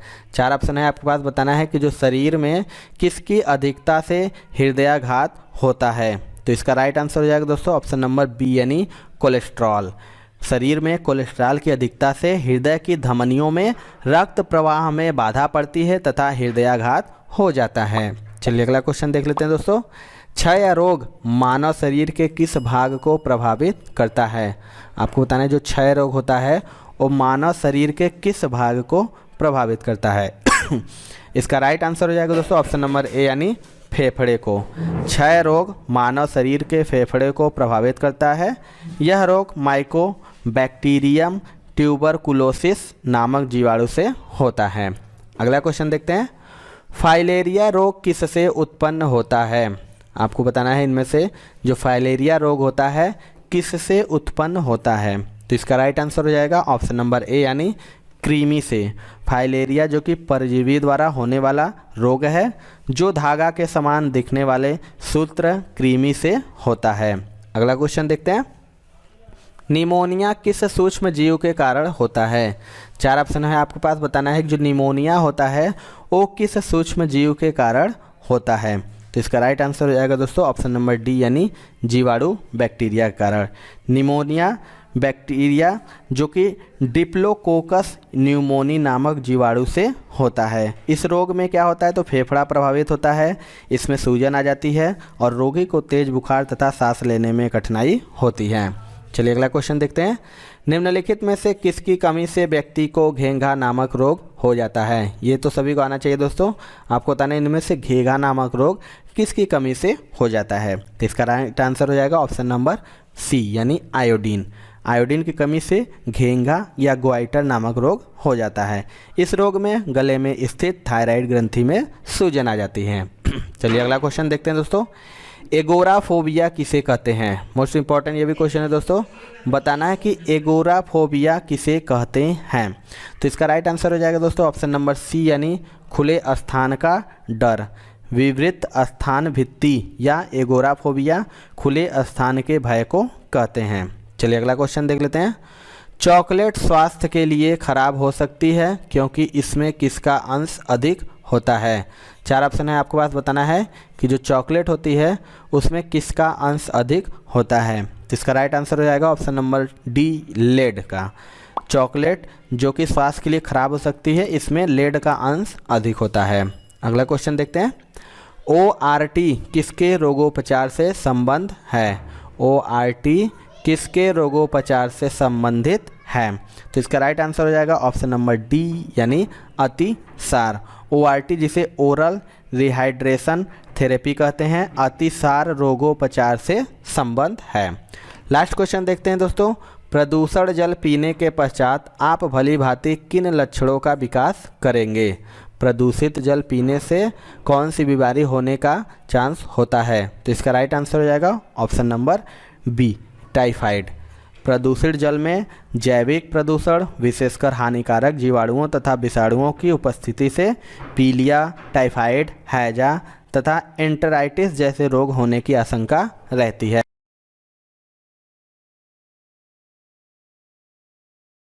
गैसोहल पर्यावरण मित्र ईंधन है जो खाली स्थान के मिश्रण से बनता है। इनमें से आपको बताना है कि जो गैसोहल पर्यावरण मित्र ईंधन है वो किसके मिश्रण से बनता है। इसका राइट आंसर हो जाएगा दोस्तों ऑप्शन नंबर बी यानी पेट्रोल तथा इथेनॉल। जो गैसोहॉल होता है वो पर्यावरण मित्र ईंधन है जो पेट्रोल तथा इथेनॉल के मिश्रण से बनता है। चलिए अगला क्वेश्चन देखते हैं दोस्तों। निम्न में से कौन अम्ल वर्षा से सबसे ज़्यादा प्रभावित होता है? 4 ऑप्शन है आपके पास, बताना है कि इनमें से कौन सबसे ज़्यादा अम्ल वर्षा से प्रभावित होता है। इसका राइट आंसर हो जाएगा दोस्तों ऑप्शन नंबर बी यानी मछली, फिश। अम्ल वर्षा, जो कि अम्ल वर्षा में सल्फ्यूरिक अम्ल की मात्रा नाइट्रिक अम्ल की अपेक्षा अधिक होती है। अम्ल वर्षा से तालाबों की मछलियों की संख्या घट जाती है। अम्ल वर्षा के प्रभाव से तालाबों के पीएच मान कम होने से मछलियां मरने लगती हैं तथा इनके अंडों से बच्चे नहीं निकल पाते हैं। चलिए अगला क्वेश्चन देख लेते हैं। मवेशियों में अर्गोटिज्म रोग होता है। 4 ऑप्शन है, आपको बताना है कि इनमें से किस मवेशियों में अर्गोटिज्म रोग किसके द्वारा होता है। तो इसका राइट आंसर हो जाएगा ऑप्शन नंबर सी यानी कवक द्वारा। जो मवेशियों में अर्गोटिज्म रोग होता है नामक कवक द्वारा होता है। इस रोग में मवेशी खाना बंद कर देता है और सुस्त हो जाता है। चलिए अगला क्वेश्चन देख लेते हैं। गले का सजर्म दाह का कारण है। 4 ऑप्शन है आपके पास, बताना है कि गले का सजर्म दाह का कारण क्या है। तो इसका राइट आंसर हो जाएगा दोस्तों ऑप्शन नंबर ए यानी जीवाणु। गले में जीवाणु के कारण दाह होता है जिससे गले में जलन होती है। इस रोग के होने से खाना खाने में परेशानी होती है। चलिए अगला क्वेश्चन देख लेते हैं दोस्तों। निम्नलिखित में से किस जोड़े का गलत मिलान हुआ है? इनमें से आपको बताना है कि कौन सा गलत मिलान है। इसके राइट आंसर बात करें दोस्तों, इसका राइट आंसर हो जाएगा ऑप्शन नंबर डी यानी पीलिया गला। आपको बता दें कि जो इंसेफेलाइटिस होता है वो मस्तिष्क में होता है और बृहदान्त होता है वो कोलन में, शोथ कोलन में होता है, और हेपेटाइटिस जो होता है यकृत में होता है। लेकिन पीलिया जो होता है वो भी एक गला में नहीं होता है, पीलिया भी किस में होता है? तो यकृत में होता है। आगे देख लेते हैं दोस्तों। आप सभी के लिए एक हमने गणित के 500 प्लस प्रश्नों का एक ई बुक तैयार करवाया है जो कि स्पेशली सुपर गेस क्वेश्चन है ग्रुप डी के लिए, जो कि आपका आने वाला एग्ज़ाम है ग्रुप डी, उसके लिए मोस्ट इम्पॉर्टेंट 500 प्लस प्रश्नों का एक ई बुक है जो कि संपूर्ण हल ट्रिक के साथ बताया गया है दोस्तों। तो आप इसे ज़रूर से ज़रूर ले लीजिएगा। इसका लिंक आपको डिस्क्रिप्शन बॉक्स में मिल जाएगा जहां से आप इसे आसानी से ले सकते हैं। इसके अलावा एक और हमारा ई बुक है 70 प्लस महत्वपूर्ण टॉपिक का।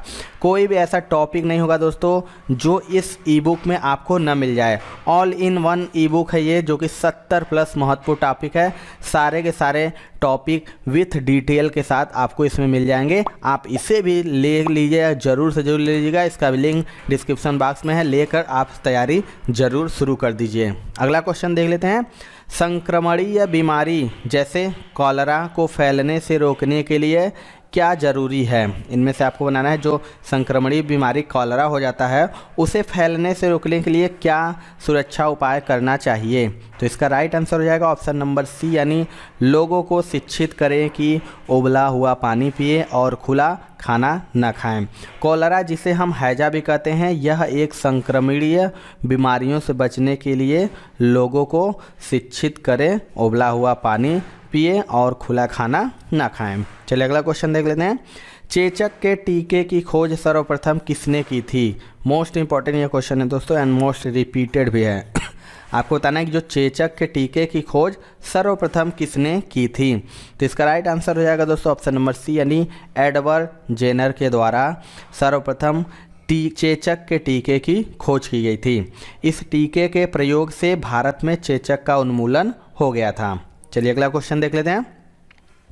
इंसुलिन की खोज किसने की थी? इनमें से बताना है कि इंसुलिन की खोज किसने की थी। इसका राइट आंसर हो जाएगा दोस्तों ऑप्शन नंबर ए यानी बेंटिक ने। इंसुलिन की खोज पॉल बेंटिक ने की थी। इसकी कमी से मधुमेह नामक रोग हो जाता है। चलिए अगला क्वेश्चन देख लेते हैं। निम्नलिखित में से कौन सा सही है? 4 ऑप्शन है आपके पास, बताना है कि इनमें से कौन सा सही है। तो इसका राइट आंसर हो जाएगा ऑप्शन नंबर बी यानी मधुमेह इसकी कमी के कारण होता है, तो इंसुलिन की कमी के कारण होता है। इंसुलिन की कमी से चीनी का अवशोषण नहीं हो पाता और मूत्र मार्ग से यह बाहर निकल जाता है। अगला क्वेश्चन देख लेते हैं दोस्तों। एलर्जी प्रतिक्रिया के कारण उत्पन्न रोग है। इनमें से बताना है कि जो एलर्जी प्रतिक्रिया के कारण कौन सा रोग उत्पन्न हो जाता है। तो इसका राइट आंसर हो जाएगा ऑप्शन नंबर ए यानी दमा अस्थमा नामक रोग एलर्जी की प्रतिक्रिया के कारण उत्पन्न होता है। यह नाक एवं श्वास नली को प्रभावित करता है। चलिए अगला क्वेश्चन देख लेते हैं। वीडॉल टेस्ट का उपयोग किसकी जांच के लिए किया जाता है? 4 ऑप्शन है आपके पास। बताना है कि जो वीडॉल टेस्ट का उपयोग किसकी जांच के लिए किया जाता है। इसका राइट आंसर हो जाएगा ऑप्शन नंबर बी यानी टाइफाइड। जो टाइफाइड के परीक्षण के लिए वीडॉल टेस्ट का उपयोग किया जाता है दोस्तों। चलिए अगला क्वेश्चन देख लेते हैं। किसके दंश के कारण मलेरिया होता है? आपको बताना है कि कौन से मच्छर के काटने से मलेरिया नामक रोग हो जाता है। तो इसका राइट आंसर हो जाएगा ऑप्शन नंबर ए यानी मादा एनाफिलीज। मलेरिया जो नामक बुखार और मादा एनाफिलीज के दंश के कारण होता है। मलेरिया का वास्तविक परजीवी प्लाज्मोडियम नामक प्रोटोजोआ है। मादा एनाफिलीज रोग वाहक का कार्य करती है। अगला क्वेश्चन देख लें। प्लाज्मोडियम जर्म्स किसकी उत्पत्ति करते हैं? इनमें से आपको बताना है जो प्लाज्मोडियम जर्म्स किसकी उत्पत्ति करते हैं। तो इसका राइट आंसर हो जाएगा ऑप्शन नंबर ए यानी मलेरिया का। जो प्लाज्मोडियम जर्म्स होते हैं और मलेरिया बुखार उत्पन्न करते हैं। हैजा जीवाणु द्वारा तथा सोने की बीमारी ट्रिपैनोसोमा नामक जंतु द्वारा होता है। चलिए अगला क्वेश्चन देख लेते हैं।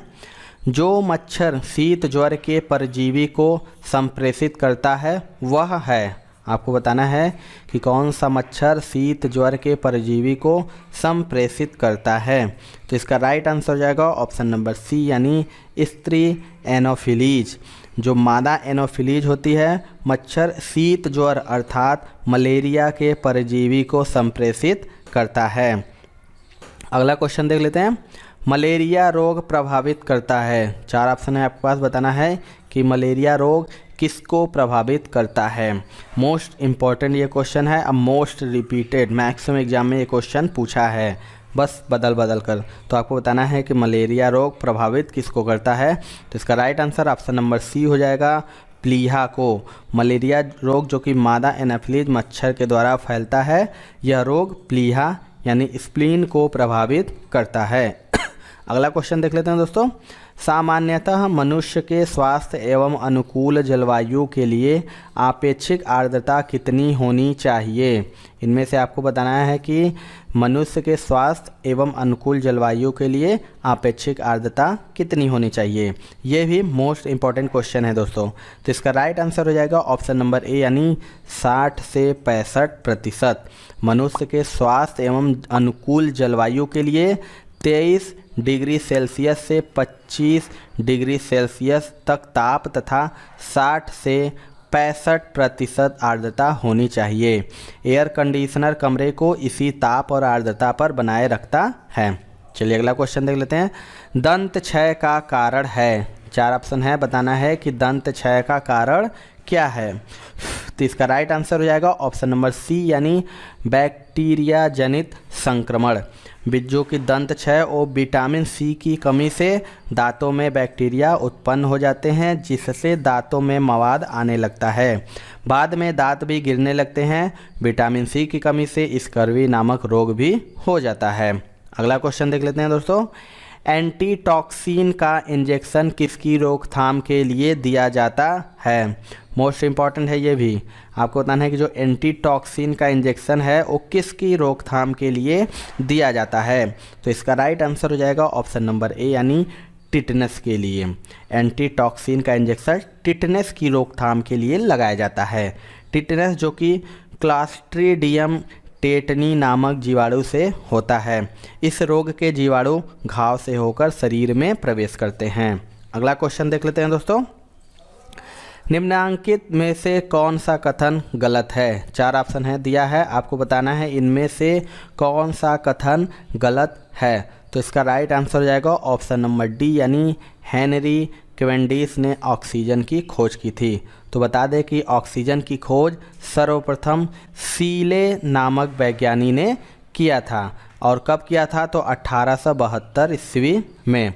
रोनाल्ड रॉस की बात करें इनकी दोस्तों, तो इन्होंने मलेरिया के कारण की खोज की थी। और वास्को डी गामा की बात करें तो भारत का समुद्री मार्ग खोजा था। एडवर्ड जेनर ने चेचक का टीका खोजा था। अगला क्वेश्चन देख लेते हैं, कौन सा रोग ठीक नहीं किया जा सकता। मोस्ट इम्पॉर्टेंट ये भी क्वेश्चन है, मैक्सिमम एग्जाम में ये रिपीट होता है। आपको बताना है कि इनमें से कौन सा रोग ठीक नहीं किया जा सकता। इसका राइट आंसर हो जाएगा दोस्तों ऑप्शन नंबर ए, यानी कलर ब्लाइंडनेस। कलर ब्लाइंडनेस जो कि आनुवांशिक रोग है जिसे ठीक नहीं किया जा सकता। इस रोग में रोगी लाल एवं हरे रंग को नहीं पहचान पाता। इस रोग को लाल हरा अंधापन भी कहते हैं। अगला क्वेश्चन देख लेते हैं, निम्नलिखित में से किस रोग का संबंध गंभीर रूप से सोच एवं याददाश्त के खोने से है। 4 ऑप्शन है, आपके पास बताना है कि कौन सा रोग गंभीर रूप से सोच एवं याददाश्त के खोने से है। तो इसका राइट आंसर हो जाएगा ऑप्शन नंबर बी, यानी अल्जाइमर रोग। अल्जाइमर रोग में मनुष्य की सोच और याददाश्त शक्ति खो जाती है। सामान्यतः यह रोग वृद्धावस्था में होता है। अगला क्वेश्चन चलिए देख लेते हैं, निम्न में से कौन स्ट्रोक के खतरे के लिए एक गौण कारण है। 4 ऑप्शन है, आपके पास बताना है कि कौन स्ट्रोक के खतरे के लिए एक गौण कारण है। तो इसका राइट आंसर हो जाएगा ऑप्शन नंबर सी, यानी डायबिटीज। स्ट्रोक से खतरे के लिए मुख्य कारक उच्च रक्तचाप, शारीरिक अक्रियता एवं धूम्रपान इत्यादि हैं। डायबिटीज इसका गौण कारक है। अगला क्वेश्चन देख लेते हैं दोस्तों, ऑन्कोलॉजी किसका अध्ययन है। 4 ऑप्शन है, आपके पास बताना है कि ऑन्कोलॉजी किसका अध्ययन है। इसका राइट आंसर हो जाएगा ऑप्शन नंबर बी, यानी कैंसर का। ऑन्कोलॉजी जीव विज्ञान की वह शाखा है जिसमें कैंसर का अध्ययन किया जाता है। कैंसर में ऑन्कोजेंस का परिवर्धन होता है। अगला क्वेश्चन देख लेते हैं दोस्तों, एवियन इन्फ्लुएंजा यानी बर्ड फ्लू विषाणु को निम्न में से निरूपित किया जाता है। आपको बताना है कि जो बर्ड फ्लू होता है इनमें से किसके द्वारा निरूपित किया जाता है। तो इसका राइट आंसर हो जाएगा दोस्तों ऑप्शन नंबर डी, यानी H5N1। बर्ड फ्लू जो कि एक प्रकार का विषाणु जनित रोग है जो मुर्गियों में होता है। इसका विषाणु H5N1 है। बर्ड फ्लू का मुख्य कारक इन्फ्लुएंजा वायरस होता है। अगला क्वेश्चन देख लेते हैं दोस्तों, लास्ट क्वेश्चन है, पेचिश रोग के लिए उत्तरदायी प्रोटोजोआ है। इनमें से बताना है कि जो पेचिश रोग के लिए कौन सा उत्तरदायी प्रोटोजोआ है। तो इसका राइट आंसर हो जाएगा ऑप्शन नंबर ए, यानी एंट अमीबा। एंट अमीबा प्रोटोजोआ समुदाय का सूक्ष्म जीव है जिसकी संक्रमित अवस्था ट्रोफोजाइट कहलाती है।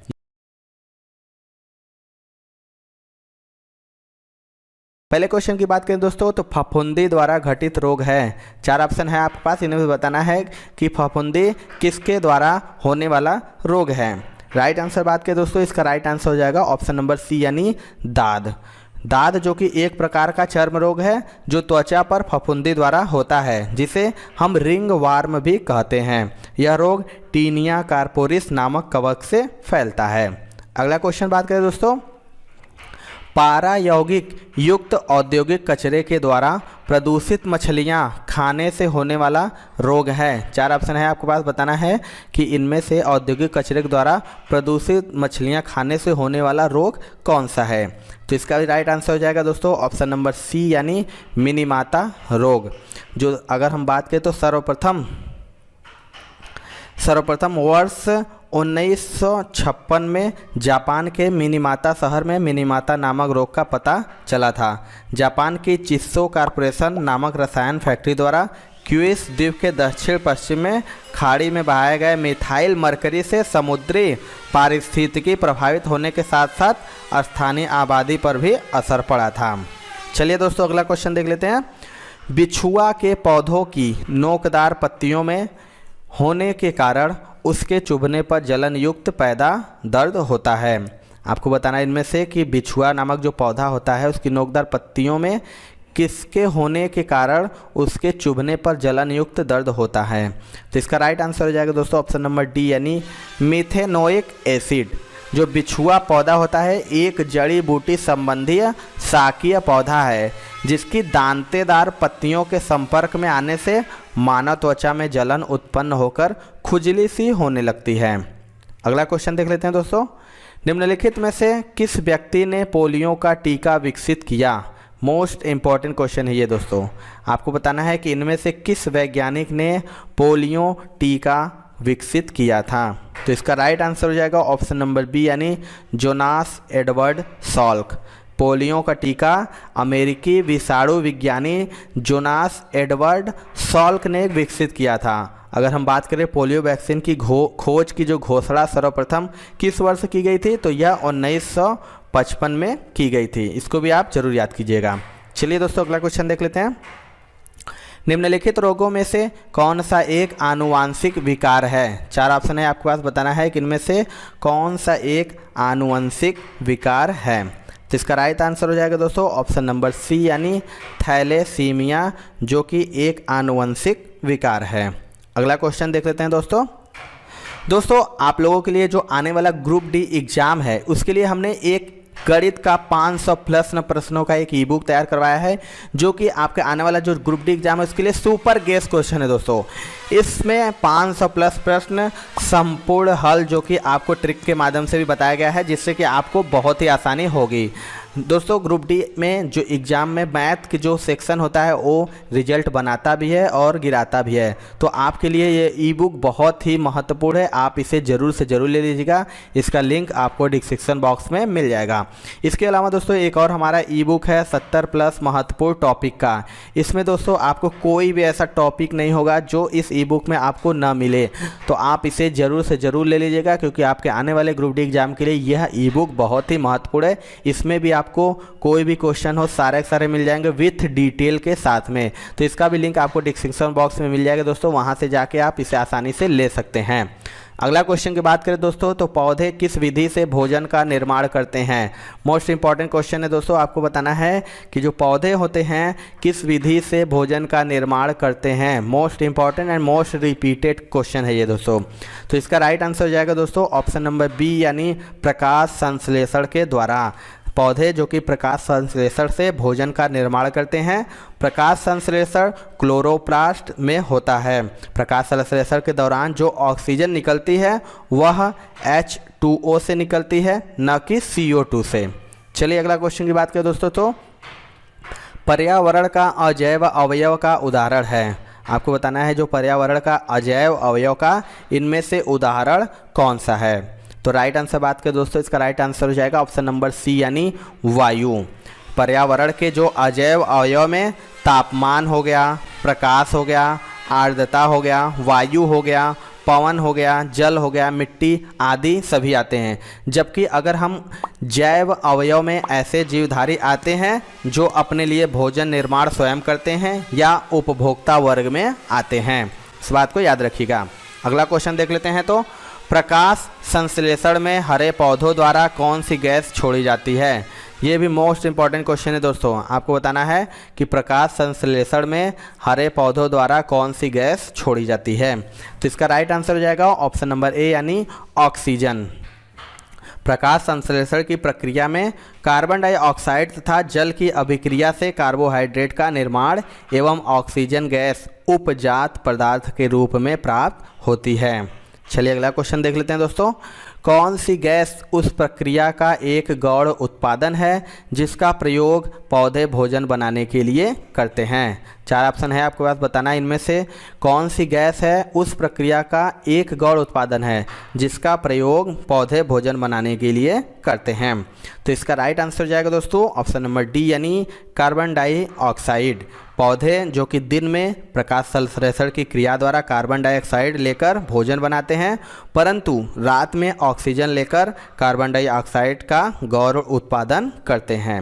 चलिए अगला क्वेश्चन देख लेते हैं दोस्तों। तो प्रकाश संश्लेषण की प्रक्रिया में निम्नलिखित में से कौन सी गैस बाहर निकलती है? आपको बताना है कि प्रकाश संश्लेषण की जो प्रक्रिया होती है उनमें से कौन सी गैस बाहर निकलती है। तो इसका राइट आंसर हो जाएगा ऑप्शन नंबर सी यानी ऑक्सीजन। प्रकाश संश्लेषण की क्रिया में पौधे CO2 ग्रहण करके O2 मुक्त करते हैं, यानी ऑक्सीजन मुक्त करते हैं तथा इनमें भोजन का निर्माण होता है। चलिए अगला क्वेश्चन देख लेते हैं। प्रकाश संश्लेषण के लिए ऊर्जा प्रदान करता है, इनमें से आपको बताना है जो प्रकाश संश्लेषण होता है उसके लिए ऊर्जा कौन प्रदान करता है। तो इसका राइट आंसर हो जाएगा दोस्तों ऑप्शन नंबर ए यानी लाइट।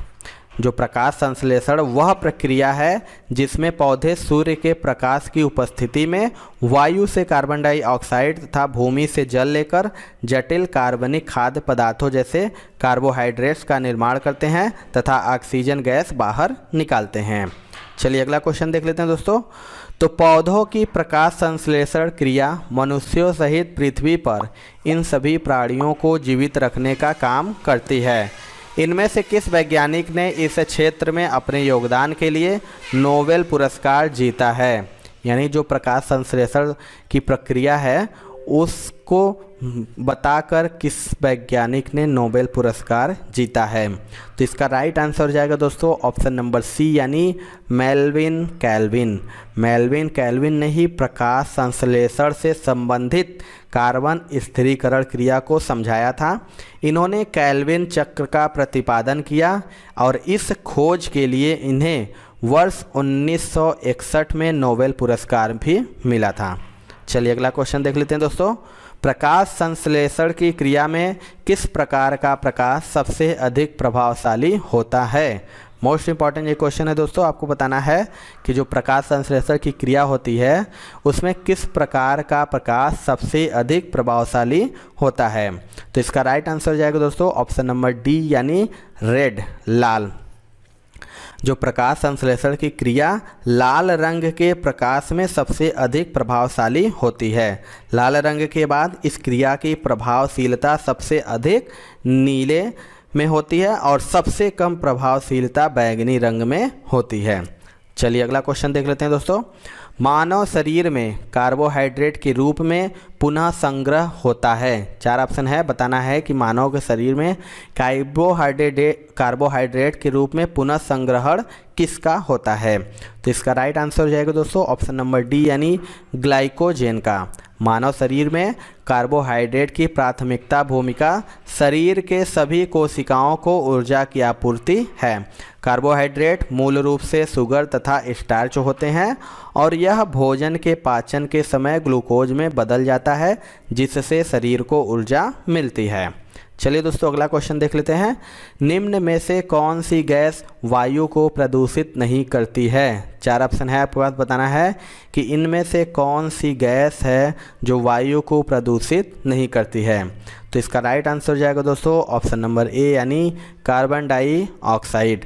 कार्बन डाइऑक्साइड गैस की वातावरण में उपस्थित मात्रा जल से क्रिया कर प्रकाश संश्लेषण को संपन्न करती है, अतः यह वातावरण को प्रदूषित नहीं करती है।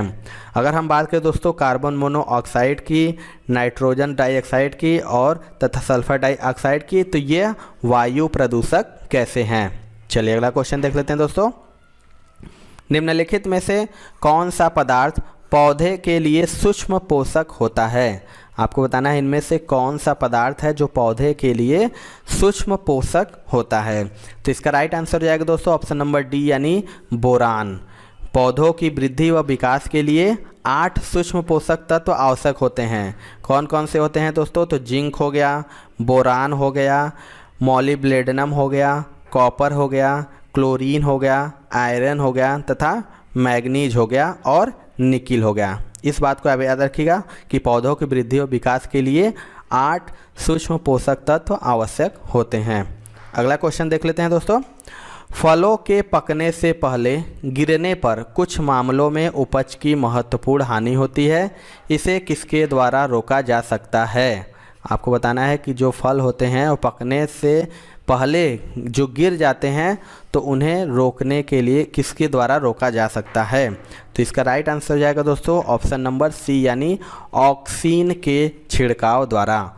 ऑक्सीन जो कि एक प्रकार का पादप हार्मोन होता है जो पौधों में विलगन क्रिया को रोकता है। यह पौधों में वृद्धि नियामक पदार्थ के रूप में कार्य करता है और इसे इंडोल एसिटिक एसिड भी कहते हैं दोस्तों। चलिए दोस्तों अगला क्वेश्चन देख लेते हैं। प्रकाश संश्लेषण में पौधे कौन सी गैस का अवचूरण करते हैं? 4 ऑप्शन है आपके पास। बताना है कि जो प्रकाश संश्लेषण में पौधे कौन सी गैस का अवचूषण करते हैं।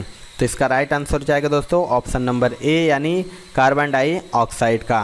पौधे प्रकाश संश्लेषण की क्रिया में कार्बन डाइऑक्साइड गैस का अवचूषण करते हैं, क्योंकि कार्बन डाइऑक्साइड तथा जल की अभिक्रिया के परिणाम स्वरूप कार्बोहाइड्रेट तथा ऑक्सीजन गैस का निर्माण होता है।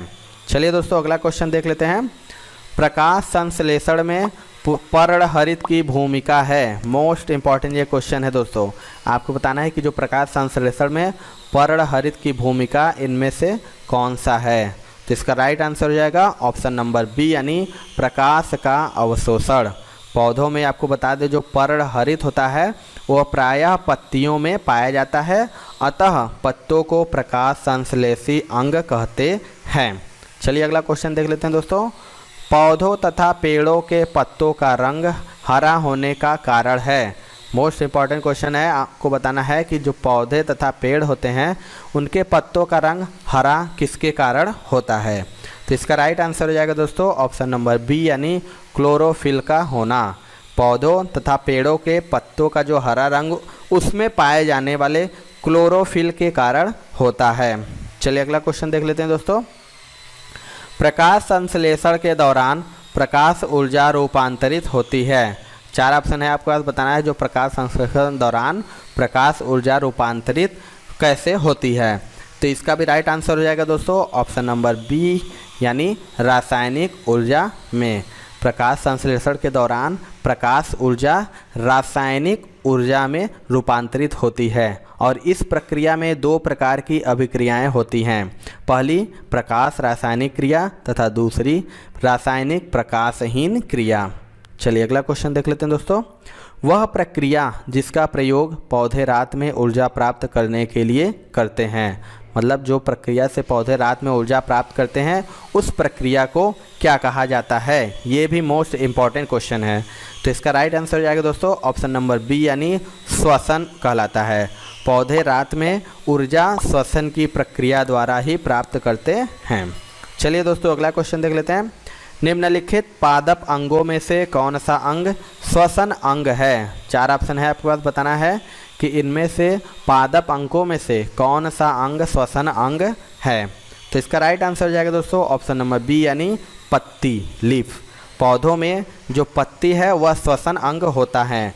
पत्तियां दिन में कार्बन डाइऑक्साइड लेकर ऑक्सीजन गैस छोड़ती हैं एवं प्रकाश संश्लेषण की क्रिया द्वारा कार्बोहाइड्रेट का भी निर्माण करती हैं। चलिए अगला क्वेश्चन देख लेते हैं दोस्तों। पर्यावरण का अजैव अवयव का उदाहरण है। आपको बताना है कि जो पर्यावरण का अजैव अवयव का इनमें से कौन सा उदाहरण है। तो इसका राइट आंसर हो जाएगा दोस्तों ऑप्शन नंबर सी यानी वायु। आपको बताया मैंने इससे पहले भी क्वेश्चन में। तो वनस्पति तथा जानवर दोनों, जो वनस्पति और जानवर है दोनों जैव अवयव हैं, जबकि वायु हो गया एक अजैव अवयव का उदाहरण है। इसी प्रकार आपको मैंने अभी बताया था मिट्टी हो गया, जल हो गया, ताप हो गया, आदि भी अजैव अवयव हैं। चलिए दोस्तों लास्ट क्वेश्चन देख लेते हैं। निम्न में से कौन सा कथन एकमात्र सही है। इनमें से आपको बताना है कि कौन सा सही है। तो इसका राइट आंसर हो जाएगा दोस्तों ऑप्शन नंबर सी यानी पौधे अपनी जड़ों द्वारा मिट्टी से भोजन अवशोषित करते हैं। आपको बता दें कि जो पौधे होते हैं वो अपनी पत्तियों द्वारा भोजन बनाते हैं, पत्तियों में भोजन संग्रहित नहीं करते। पौधे अपनी जड़ों द्वारा मिट्टी से भोजन अवशोषित करते हैं और पौधे बिना प्रकाश के भोजन नहीं बना सकते। इसीलिए आपको इसमें से जो सही आंसर हो जाएगा ये हो जाएगा कि पौधे अपनी जड़ों द्वारा मिट्टी से भोजन अवशोषित करते हैं। तो ये थी दोस्तों आज की वीडियो। आपको वीडियो कैसा लगा कमेंट सेक्शन में ज़रूर बताइएगा। वीडियो पसंद आया होगा दोस्तों तो एक लाइक ज़रूर करिएगा। चैनल पे हमारे नए हैं तो चैनल को ज़रूर सब्सक्राइब कर लीजिएगा, क्योंकि हम आने वाले जो ग्रुप डी एग्ज़ाम है उसकी लगातार तैयारी करा रहे हैं। तो मिलते हैं दोस्तों अपने अगले वीडियो में। तब तक के लिए जय हिंद, जय भारत।